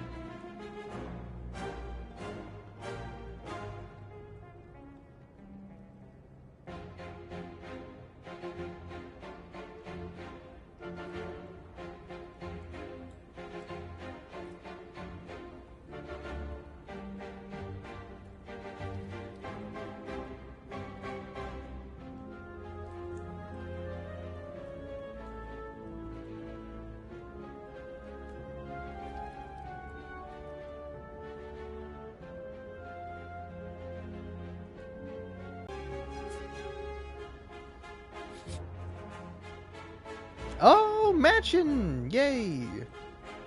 Hmm. Okay.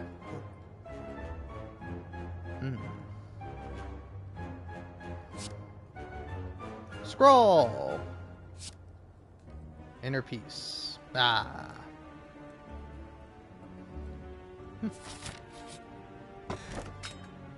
Bottle. I don't have any strikes, so I would just get a bunch of bites. Which wouldn't be awful necessarily, but I'm not about it. I'm not going to become a vampire.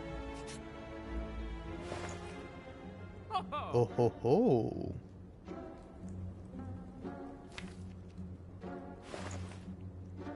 Alright, here's what I think you do. You buy this. And you take a Deus Ex Machina. And you buy this. And then... Ooh, it's a bit of a tough one, man. Maybe you do a Reach Heaven.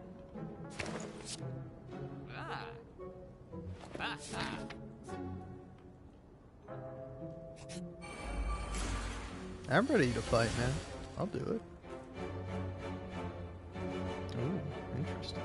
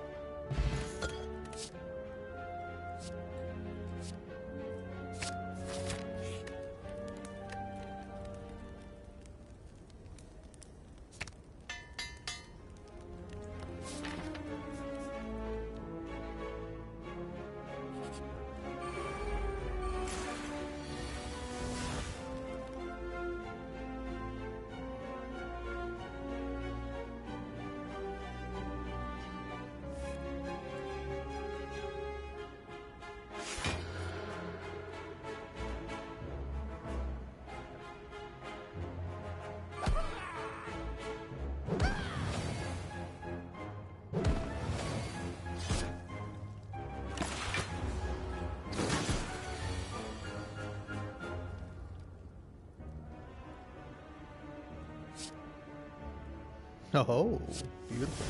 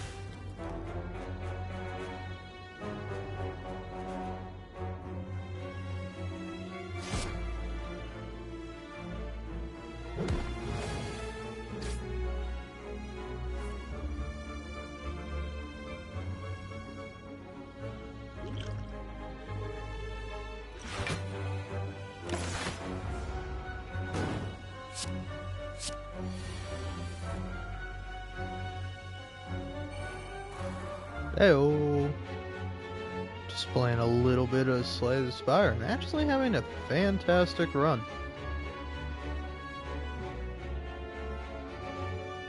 How are you?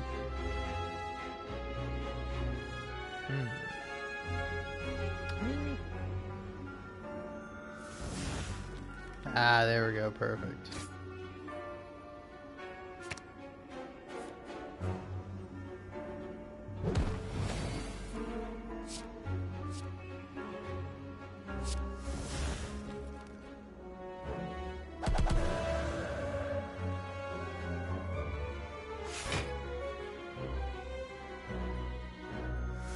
Let's see what this gives me. Oh, beautiful.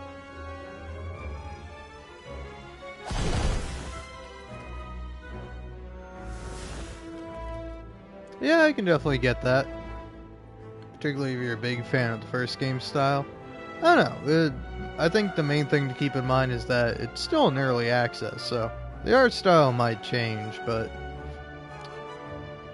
here's the thing, you know? It's like a game can have beautiful graphics, but if it's a bad game, I'm not going to enjoy it. And a game could have the absolute worst, most awful graphics ever, but if it's got good gameplay, I don't mind. And I'm hoping Slay the Spire 2 will have good gameplay. I'm betting it will, but who knows? Maybe it won't. Now, let's see here. Although, if I'm being honest, Slay the Spire 2 was not the thing I was most hyped up for with the Game Awards.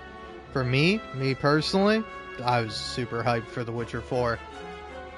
CD Projekt Red, they know how to make good games, you know? They don't always function when they come out, but, you know, I'm just saying that's your fault for playing it on an older console. But yeah. No, I mean, to be fair with the whole Cyberpunk thing, when the game did come out, and even like The Witcher 3, the games don't run like great on consoles, but like they're a PC game studio, you know? But it's like, you give it enough time, they'll work. Probably.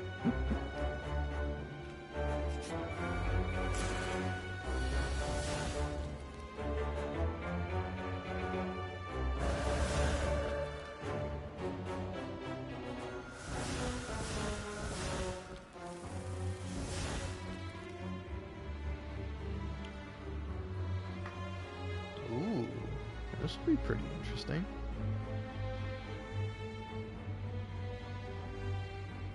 Yeah, let's see what we got here.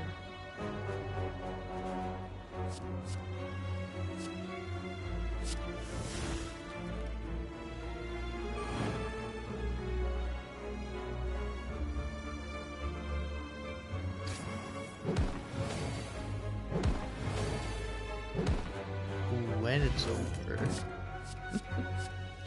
Man, this is such a good run. Alright.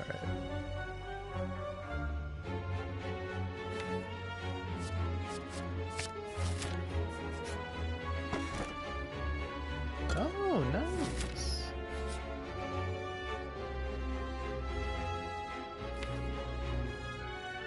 Yeah, it's nice it would be to upgrade all my cards. I am more.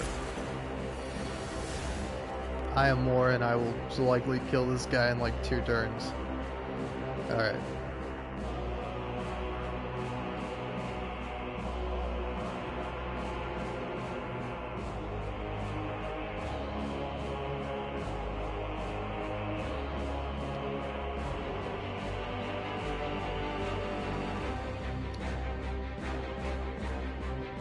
Very true, very true.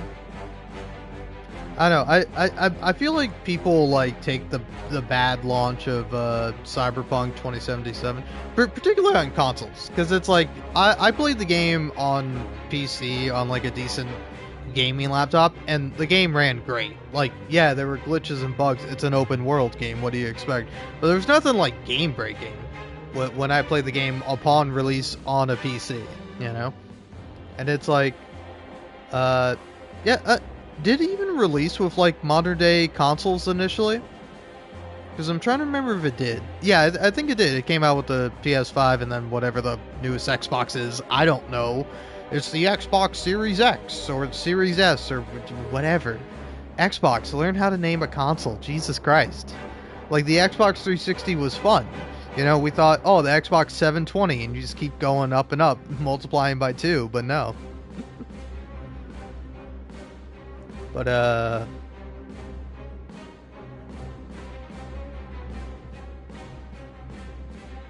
yeah, I don't know. I'm guessing that The Witcher 4 will be pretty good. Though, remains to be seen. Yeah. I don't know. There was like, oh yeah, like, I liked the original Outer Worlds. A lot of people are like pretty meh on that game. I liked it. I don't know about the second one, and plus I think it's going to be Xbox exclusive, at least for like a year or two. So, I'm not going to be able to play that. And then there's the new Naughty Dog game, Intergalactic, which like certainly seems interesting, though definitely gonna wait for more of that game before I really have an opinion on it, because it's like definitely a cool looking trailer, but it's like, how's the gameplay, like what's going on with it, you know? But I'm sure it'll definitely be decent at the very least.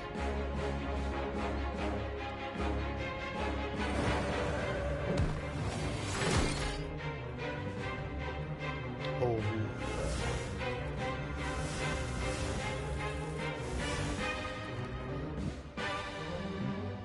don't mind me.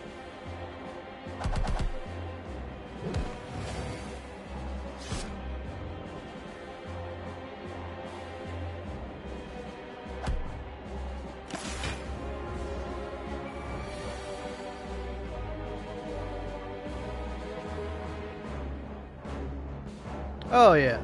Well, I mean, I'm pretty hyped for GTA 6. I think most people are, but you know, it's like it's kind of like the same joke with like The Witcher 4, or like any of like the big games that were announced that like didn't have like oh, it's coming out next year. It's like, if there's no release date, it's like, yeah, I'll play that game in 8 years when they finally release it, you know?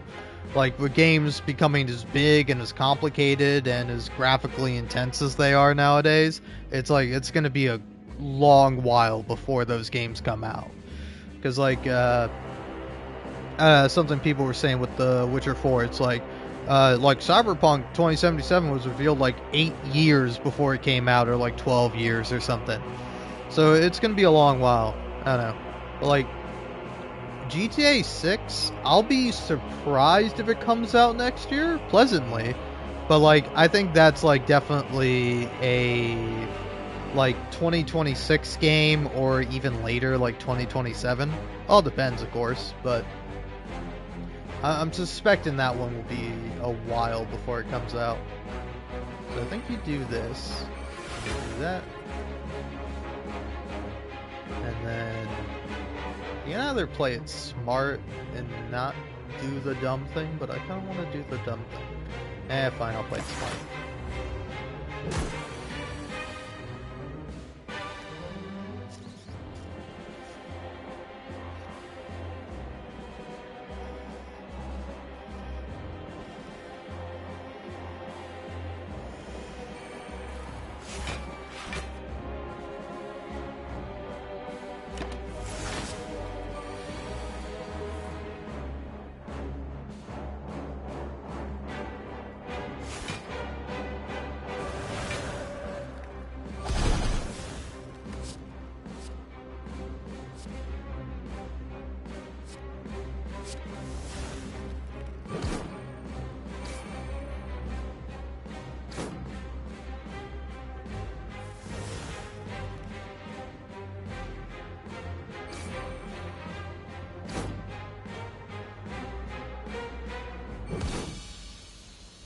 Well, like,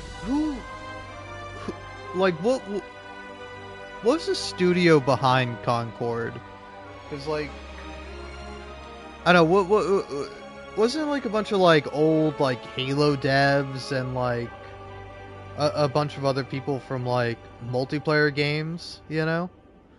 Because it's like, I don't know, Sven, I don't know his last name. I'm bad with last names.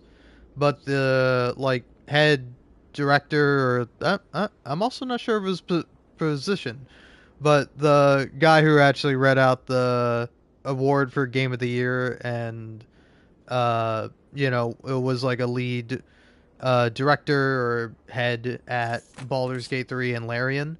Uh, like I think he made a very good point that like next year the game of the year will be a game that isn't made with the incentive to make money. It's not made with like studio execs just trying to like milk it for as much as it can. It will be something made by like a team of people who are passionate about what they're doing and enjoy the game that they are making, you know? Ideally, who knows? Maybe Sony will just buy Game of the Year again like they did this year. I'm just kidding. I think Astrobot is probably worthy of Game of the Year, though I'm a little sad that nothing else won. You know, like I mean, I personally would have loved to seen a Balatro Game of the Year. As much as that game does frustrate me on the higher difficulties, I love Balatro with all my heart. It's a great game. Ooh, you betcha. You betcha I'm gonna be fighting these boys for a rare relic.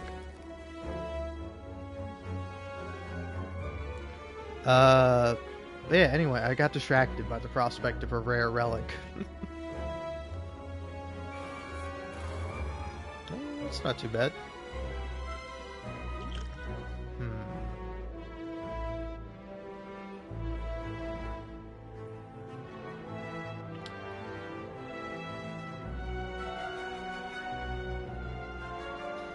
So, 20 damage followed by... Yeah, hold on. I want to look at this card normally. Yeah, okay. Use full deck. Where's follow-up? Okay, yeah, it's 7 and 10, or 11 damage normally. So that would make it do 14 damage. And yeah, it's not going to be enough to kill you. So... I don't know, this kind of sucks as a first move, but... Yeah, I kind of think you do that.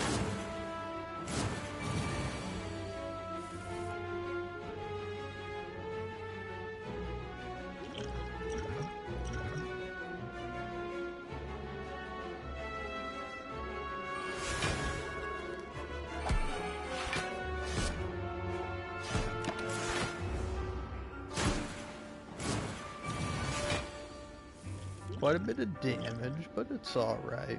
It's okay. I think.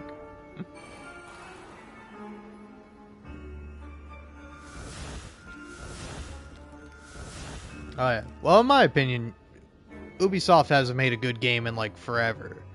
Like, I don't know, I can't tell you the last Ubisoft game I played that was pretty good. Like, I think Star Wars Outlaws, it's like not an awful game, but it's not great, you know? But I don't have any interest in playing it. The last Assassin's Creed I played that I thought was pretty great was Black Flag. Like, Black Flag is such a good and interesting game because it's like Assassin's Creed, where it's got all the Assassin's Creed typical standard nonsense, but then it's like on top of it, it's like, here's a fun like pirate ship game, and it's like, oh, this rules. Like, it's sick, like fighting ships and like getting them down to where they're like almost like about to like capsize and be taken over, and then you like swing across and you like stab two dudes and you pull out like 4 pistols and shoot like 4 dudes. It's great. Like, that part of Assassin's Creed 4 is great. And then it's like, here's 50 tailing missions to do during the story. And it's like, Assassin's Creed, can't you just be good? Can't you just be a good game? Cut out all the bad bits and have only good bits. It's simple. It's easy. Alright? Better game is less bad stuff and more good stuff. Alright.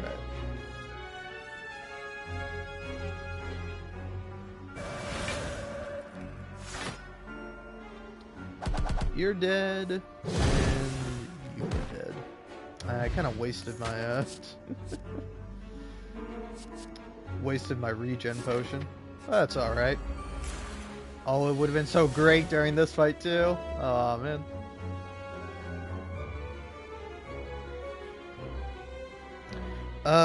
Yeah. Anyway, Firewalk Studios. That's who made Concord. And let's see, what's the little history with Firewalk Studios? Like, are they even still a studio anymore?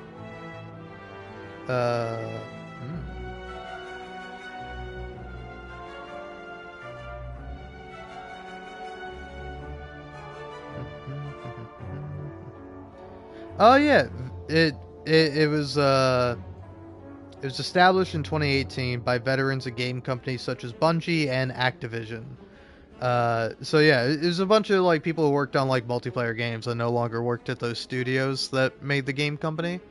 And it's like, I don't know, again, like the problem with Concord was that it was like a big game with like all this money put behind it, but then it's like the money is like in the marketing and the graphics and like probably like the talent they hired and like all this stuff, and it's like the money or like the main focus of the game should have been making a fun game.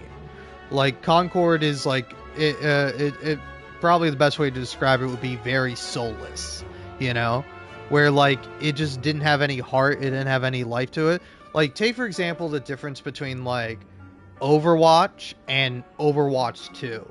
You know, it's like when Overwatch 1 came out, it's like, yeah, it was ripping off like, you know, other games made by the same company, TF2, like various things. You know, it was like a hero shooter at the time. But like the fact that like the characters were designed to be fun, and like it was a new kind of idea for the company where they're doing some unique and interesting things and making up all these characters to primarily be fun, rather than it's like, oh, we gotta optimize it, we gotta put a bunch of skins in the game so people will spend $50 on buying a skin, because like, I don't know, that's what people are doing with Marvel Rivals. But like Marvel Rivals works because it's like the game is fun, like people enjoy playing the game, and also it's free. Like, was Concord free? I don't think it was. So that's why it like that was like very much to its detriment, you know? Is like if they wanted to like try to monetize it in all the ways they do, you should have made the game free, you know?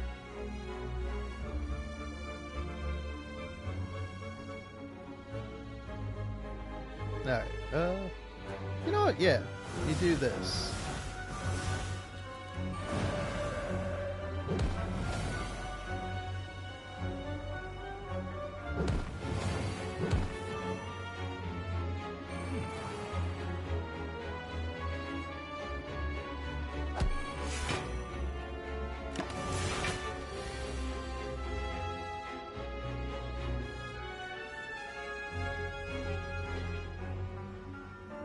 Oh, yeah, that's fair enough.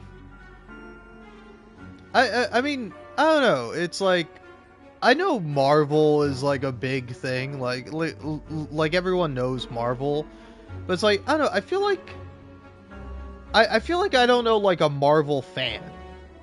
Like, I know people who enjoy like Marvel movies. It's like, I'm sure there are people out there that like love Marvel stuff, like super into the comics, super into the movies, super into like various video games that have come out, and like those people are like guaranteed going to get the game. But I feel like the game like appeals to like a lot of different people. Like you got the people who hate Overwatch, people who just want like a multiplayer game to play with their friends, like people who like Jeff the Shark, you know? Like I think forget everything else going on with Marvel Rivals. I think Jeff the Shark is like the #1 selling point of the game. Am I wrong? Am I incorrect? Because I don't know. Maybe it's just me, but like everything I've seen for the game is like, oh, Jeff the Shark, which I think is kind of fair. Like Jeff the Shark is pretty cool.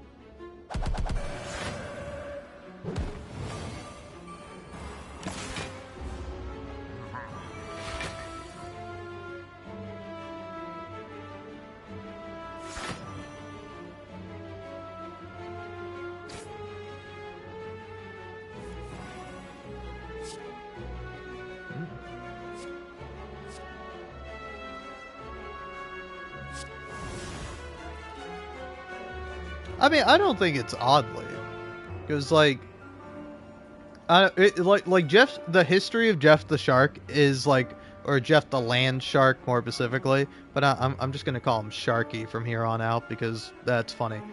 But like, Sharky was like a character made for like Gwenpool, and if you don't know Gwenpool, she's like, I don't know. It's like, I don't know how best to describe like Gwenpool.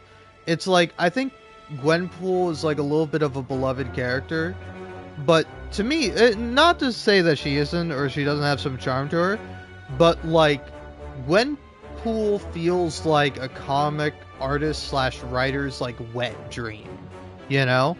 It's like, oh, me? It feels like somebody like kind of putting on their like top hat and like monocle and being like, ah, yes, I'm doing a very smart thing, but then it's like they're like ironically doing that, you know? It's like, ah, yes, a funny top hat and a funny monocle. Ooh, look at me, aren't I clever?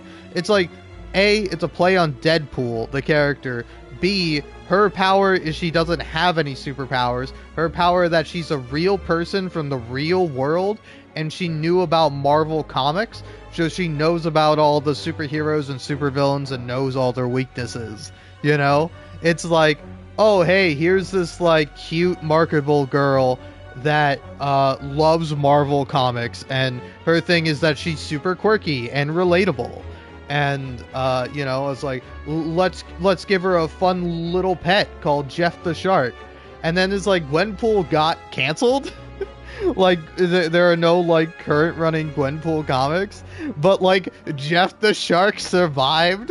Like, one of the, like, final story beats for Gwenpool is like, oh, I might not get renewed. Like, my story might get canceled, so I'm going to die. I'm going to no longer exist. So I'm going to give Jeff the Land Shark to Deadpool, so that way he can live on without me. Because it's like, I don't know. I find it to be, like, so funny, because it's, like, it's poetic in a way, you know? Whereas, like, you have this, like, kind of corporate cookie-cutter character, and then you have the whole bit be that, like, you know, she's super into Marvel Comics, but it's like, it feels a little too fan servicey to me, at least. So like the comic fails, so it's like you take the most fan servicey part of the fan service comic character and then you put him in the other major fan service comic character, and then he lives on with Deadpool and like a bunch of other characters. It's, I don't know, it's so funny. Oh man. Alright. Anyway. What am I doing here? Playing Slay the Spire?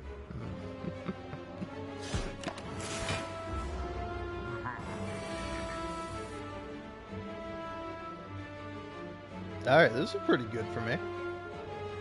I'm weak, but, you know, that's alright. I've been weak my whole life.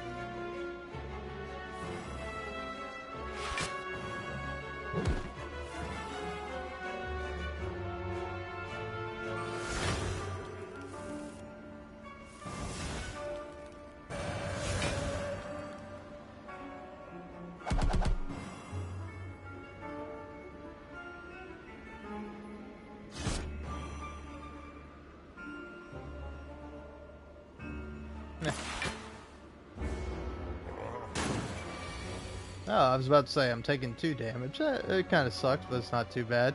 But then I only took 1 damage. Oh, yeah. No, I mean, like, I'm not besmirching Jeff the Shark by any means. I think he is adorable. But it's just, like, the origin of him just makes him that much more funnier. That, like, he ends up in a game, and then, like, Gwenpool doesn't. So she is in Fortnite, I think. I don't know. Here's a fun little thing about me. I have not read like a single Marvel comic, I don't think, and I've only seen like, you know, most of the movies. Like, I don't know. I don't know what the last one I saw was. I certainly saw like most of the ones up until like Avengers Endgame. right? It's like Infinity War, then Endgame, right? But yeah, I saw most of those movies and then kind of stopped watching them.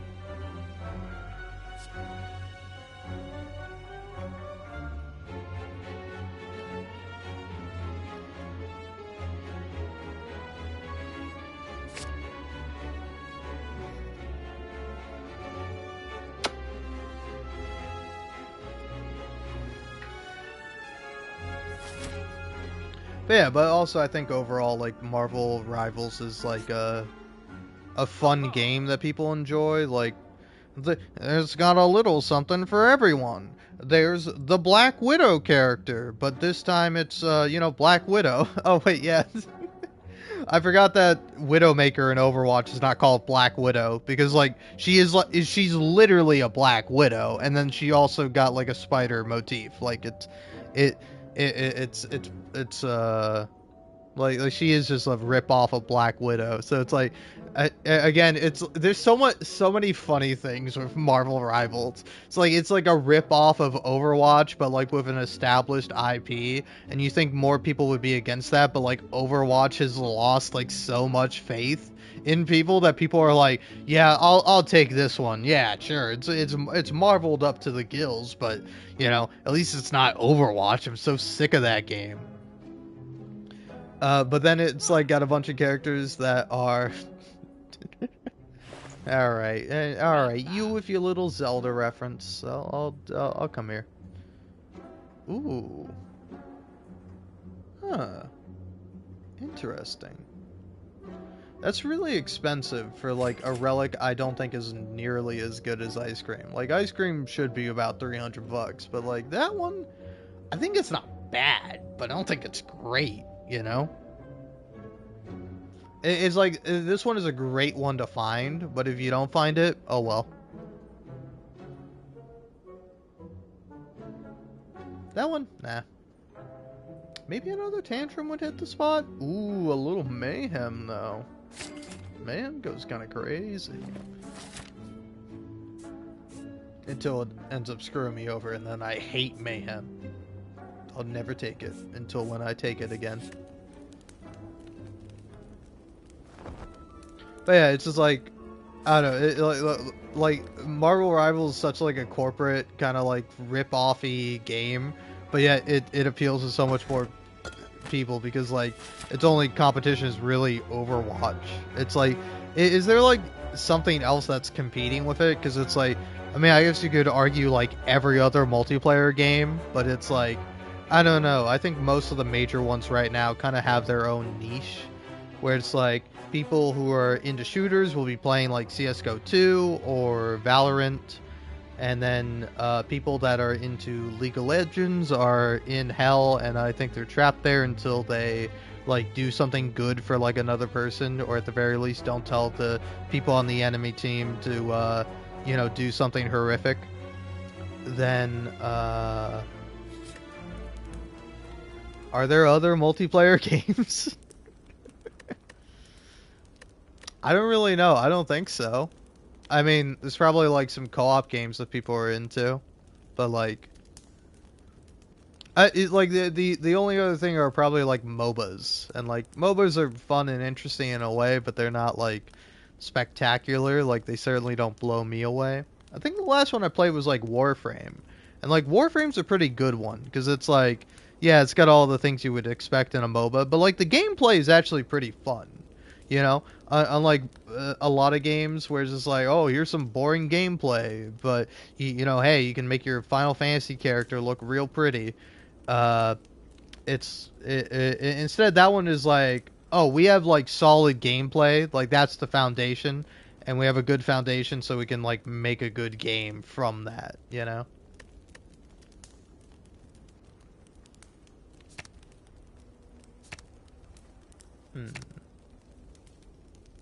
I think do that, so that way if I do get it, I'll be able to play it.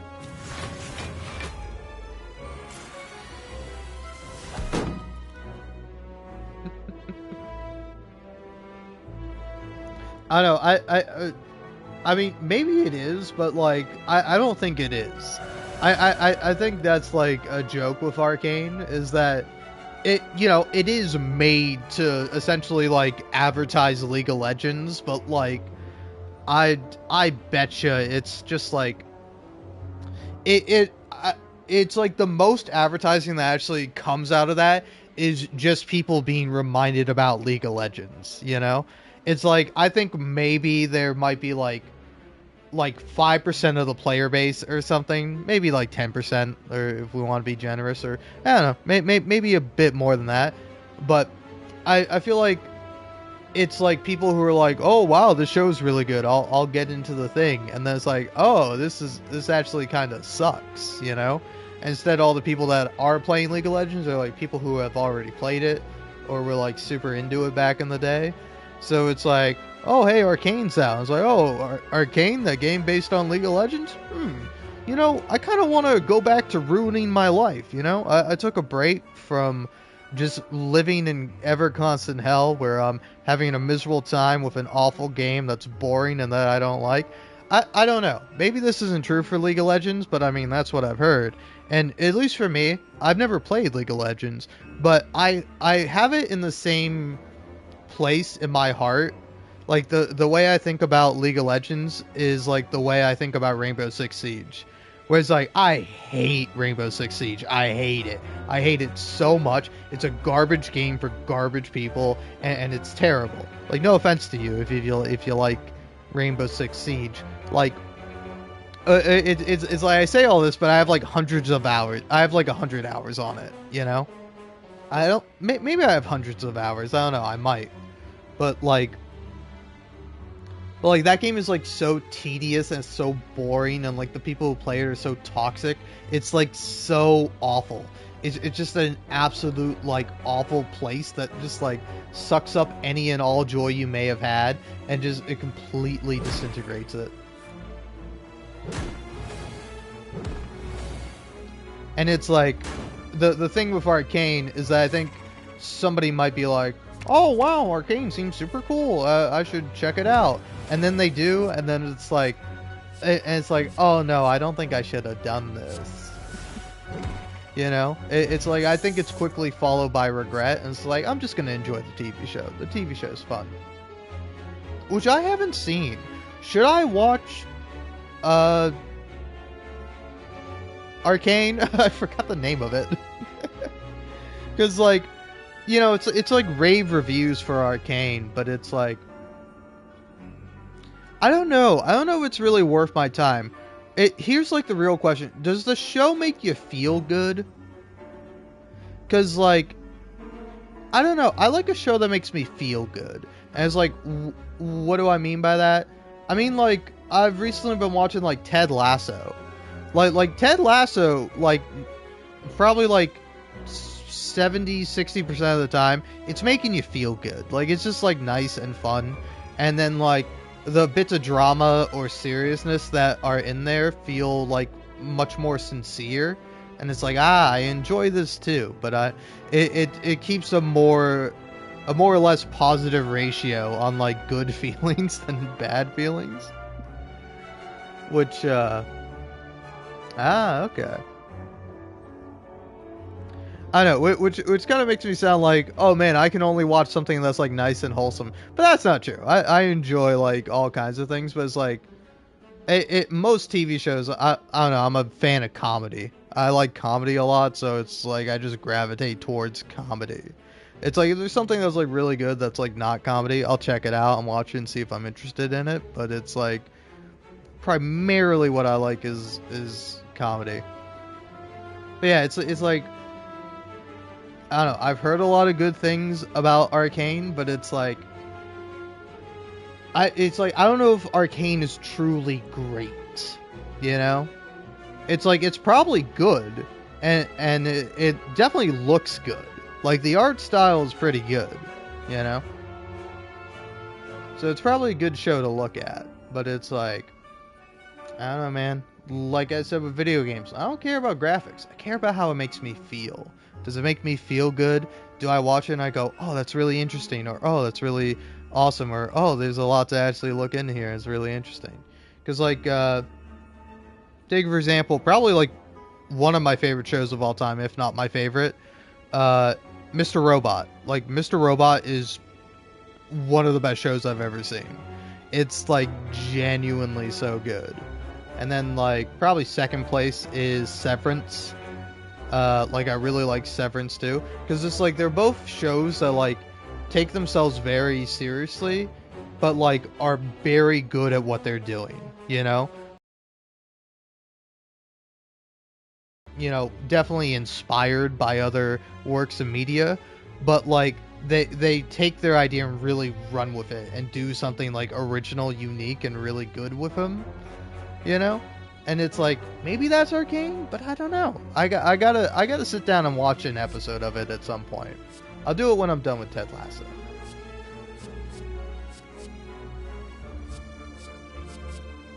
Crescendo me. So far I have bottled fire, I have bottled lightning, and now I have bottled tornado. I have all the elements bottled.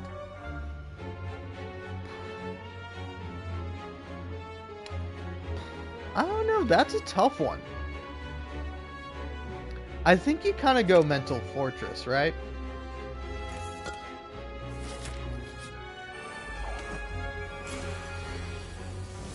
But yeah, it's so funny that now I have like a guarantee of like what I'm going to get. What card would I want to play twice and then exhaust? Either Deva or, you know what? Yeah, here's what I'm gonna play.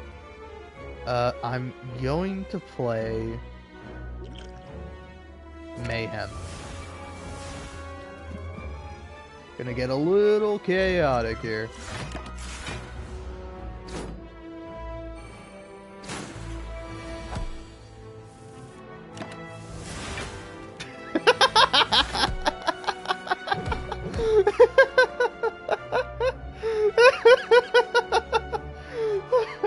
I'm sorry, that's just so funny. Oh my god, that's hilarious. Oh man. I just skip over a turn. Alright, let's see.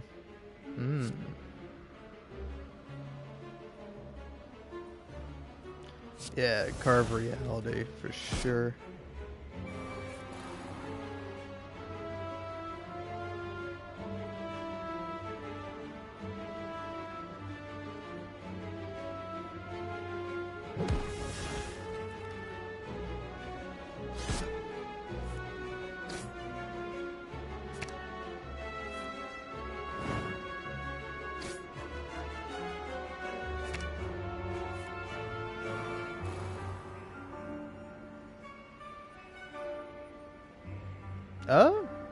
I think it's pretty good. No, nothing wrong with porting a PC game to mobile. Because, like, say, for example, like, two of my favorite games, Balatro and Slay the Spire, are both on mobile. I don't play them on mobile, because I play them on my console. Primarily because I make, like, content with them. But it's just, like, a matter of circumstance. Because, actually, kind of speaking of Netflix, I have Into the Breach on my phone. Into the Breach is probably like now my #1 most played phone game, because like before that it was Super Auto Pets. But like now that I have Into the Breach, it's like if I want to play a game on my phone, I'm playing Into the Breach, because it's like genuinely such a good game. Like by far one of my favorite games ever, Into the Breach.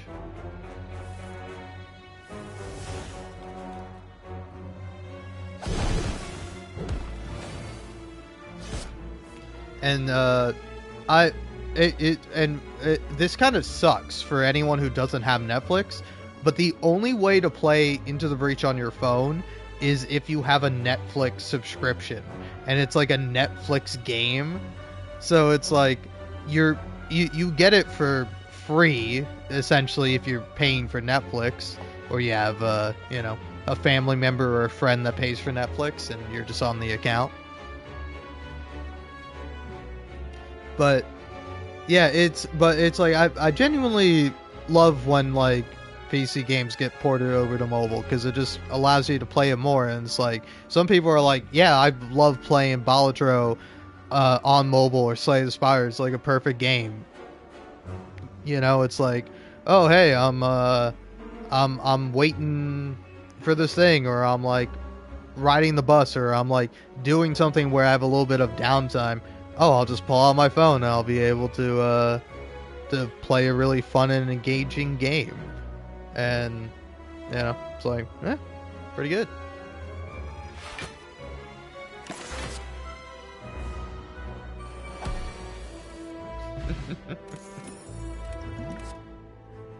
Oh yeah, what's duality do again? I'll get Ragnarok.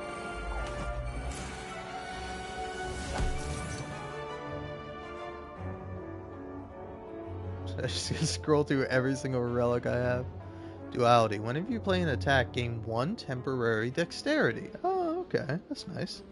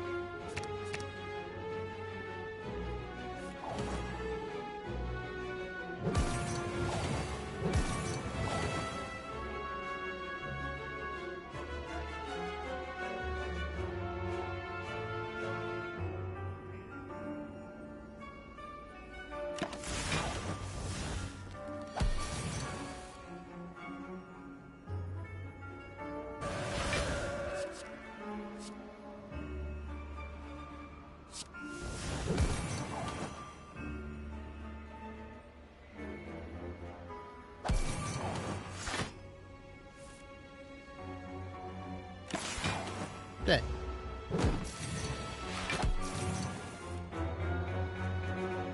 Also, sorry, I'm gonna be straight up with you. I don't remember if I was saying anything. I got a little too distracted by Slay the Spire.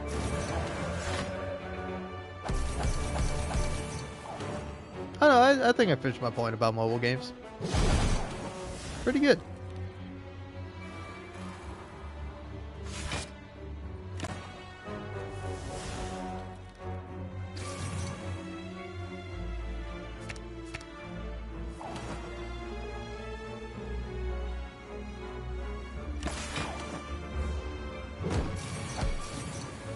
So, how many turns you got left? You got 2.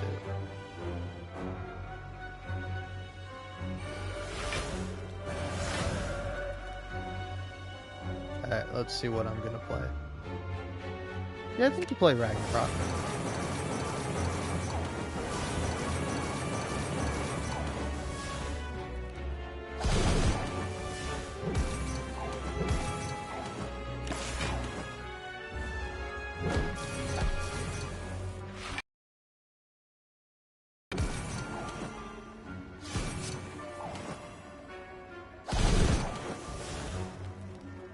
Beautiful. And I was a little nervous I wasn't going to do enough damage.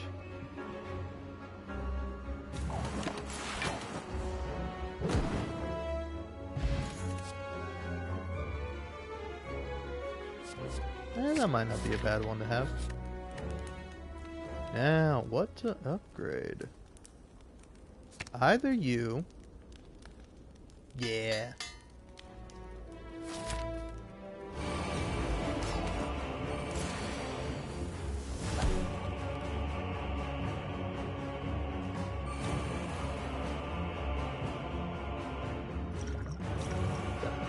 That.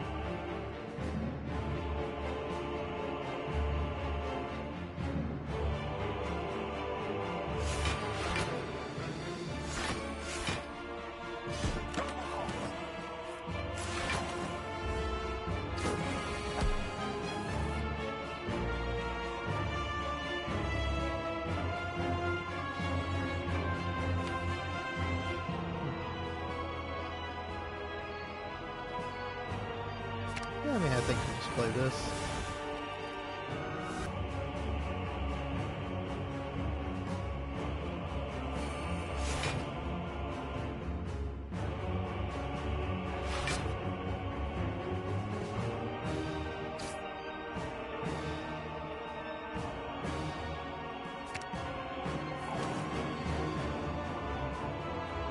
Eight, 16, 24, 32. Ooh.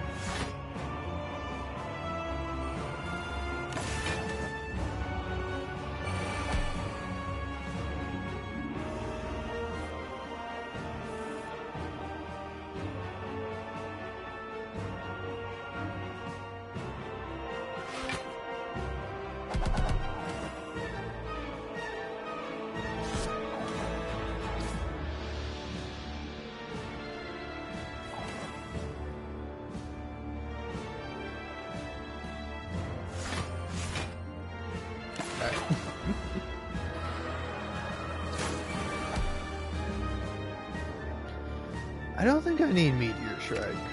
Definitely keep the rest of those though.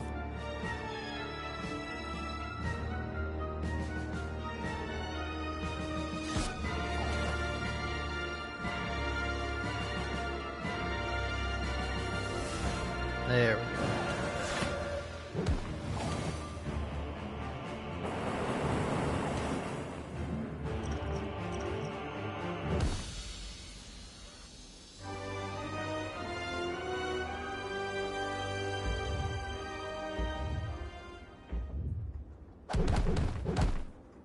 Ooh, 1200 damage. Look at that. It's also crazy seeing like the number. Like that's so fun. It's just like you get to see like the total number of like everyone who's played the game. That's pretty funny. Cuz it's like what even is that, man? Cuz it's like I don't know, there's no commas, so it's like hard for me to tell. So it's 3, 6, 9, 10. So there's 10 digits in it. And let's see, so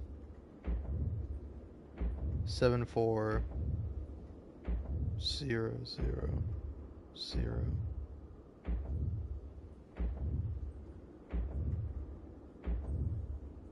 Yeah, it's 7 billion damage. That's almost as many people there are. Is it? I don't know. Are we up to 8 billion people nowadays? I don't really keep track. But yeah, I don't know. I feel like that might be a beautiful end for me personally, you know? Said what I wanted to say, talked about the things I wanted to talk about, and then some. And I won. You know what? Before I go though, I am gonna like pull up my phone and watch the Witcher 4 trailer again because it's so good.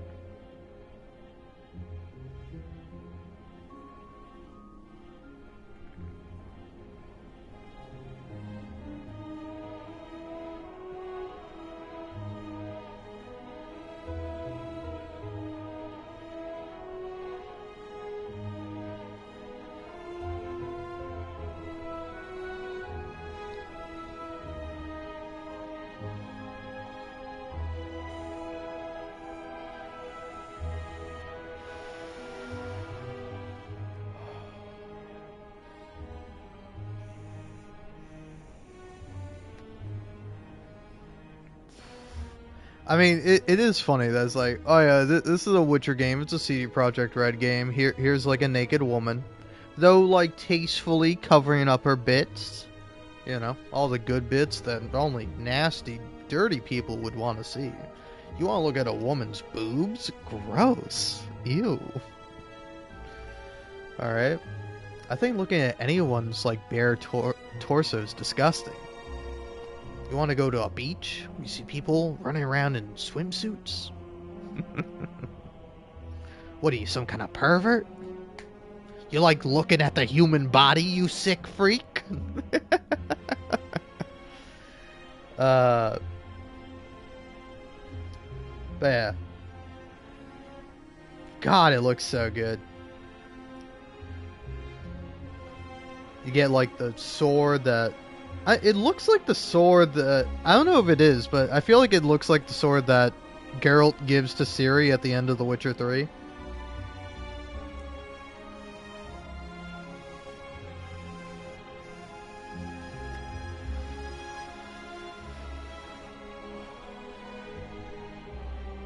Ah. Yeah, the trailer is 6 minutes long. I'm not gonna watch the whole thing, but God, is it sick. I'm just gonna skip to the part where Ciri starts fighting the monster.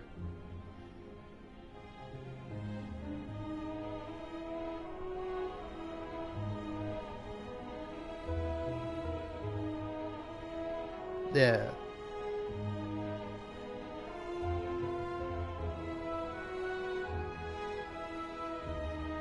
Hmm. Yeah, I think the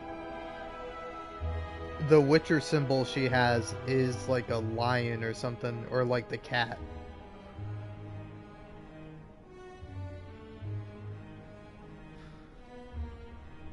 I don't know. Is that the wolf medallion?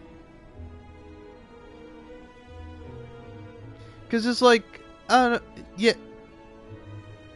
Oh, no, no, no. Because I think she lost Vesemir's medallion. Yeah, that's right. I don't know. I'm not sure. It looks vaguely like the wolf medallion, but it's actually covered in shadow, so you can't see the teeth. And the teeth are like the big giveaway. Because a dog and a cat look pretty similar. But yeah, it would be interesting if, because it's like, I don't think, I seriously doubt Geralt's going to be dead. Like Geralt, I don't know, Geralt might be old, or he might be, like, on vacation. Like, it seemed like at the end of The Witcher 3, he was just gonna, like, live out his days at the, Beauclair estate? Is Beauclair the vineyard, or is it the country? Or, like, the province, or the state? Or the city? I don't know. It's been a while since I played The Witcher 3, and by a while, I don't know, let's see. When did I last replay The Witcher 3? Because I did replay it recently. Because, you know, I played it, like, around the time it came out, probably like a year or so later, because I think I got all the DLC with it.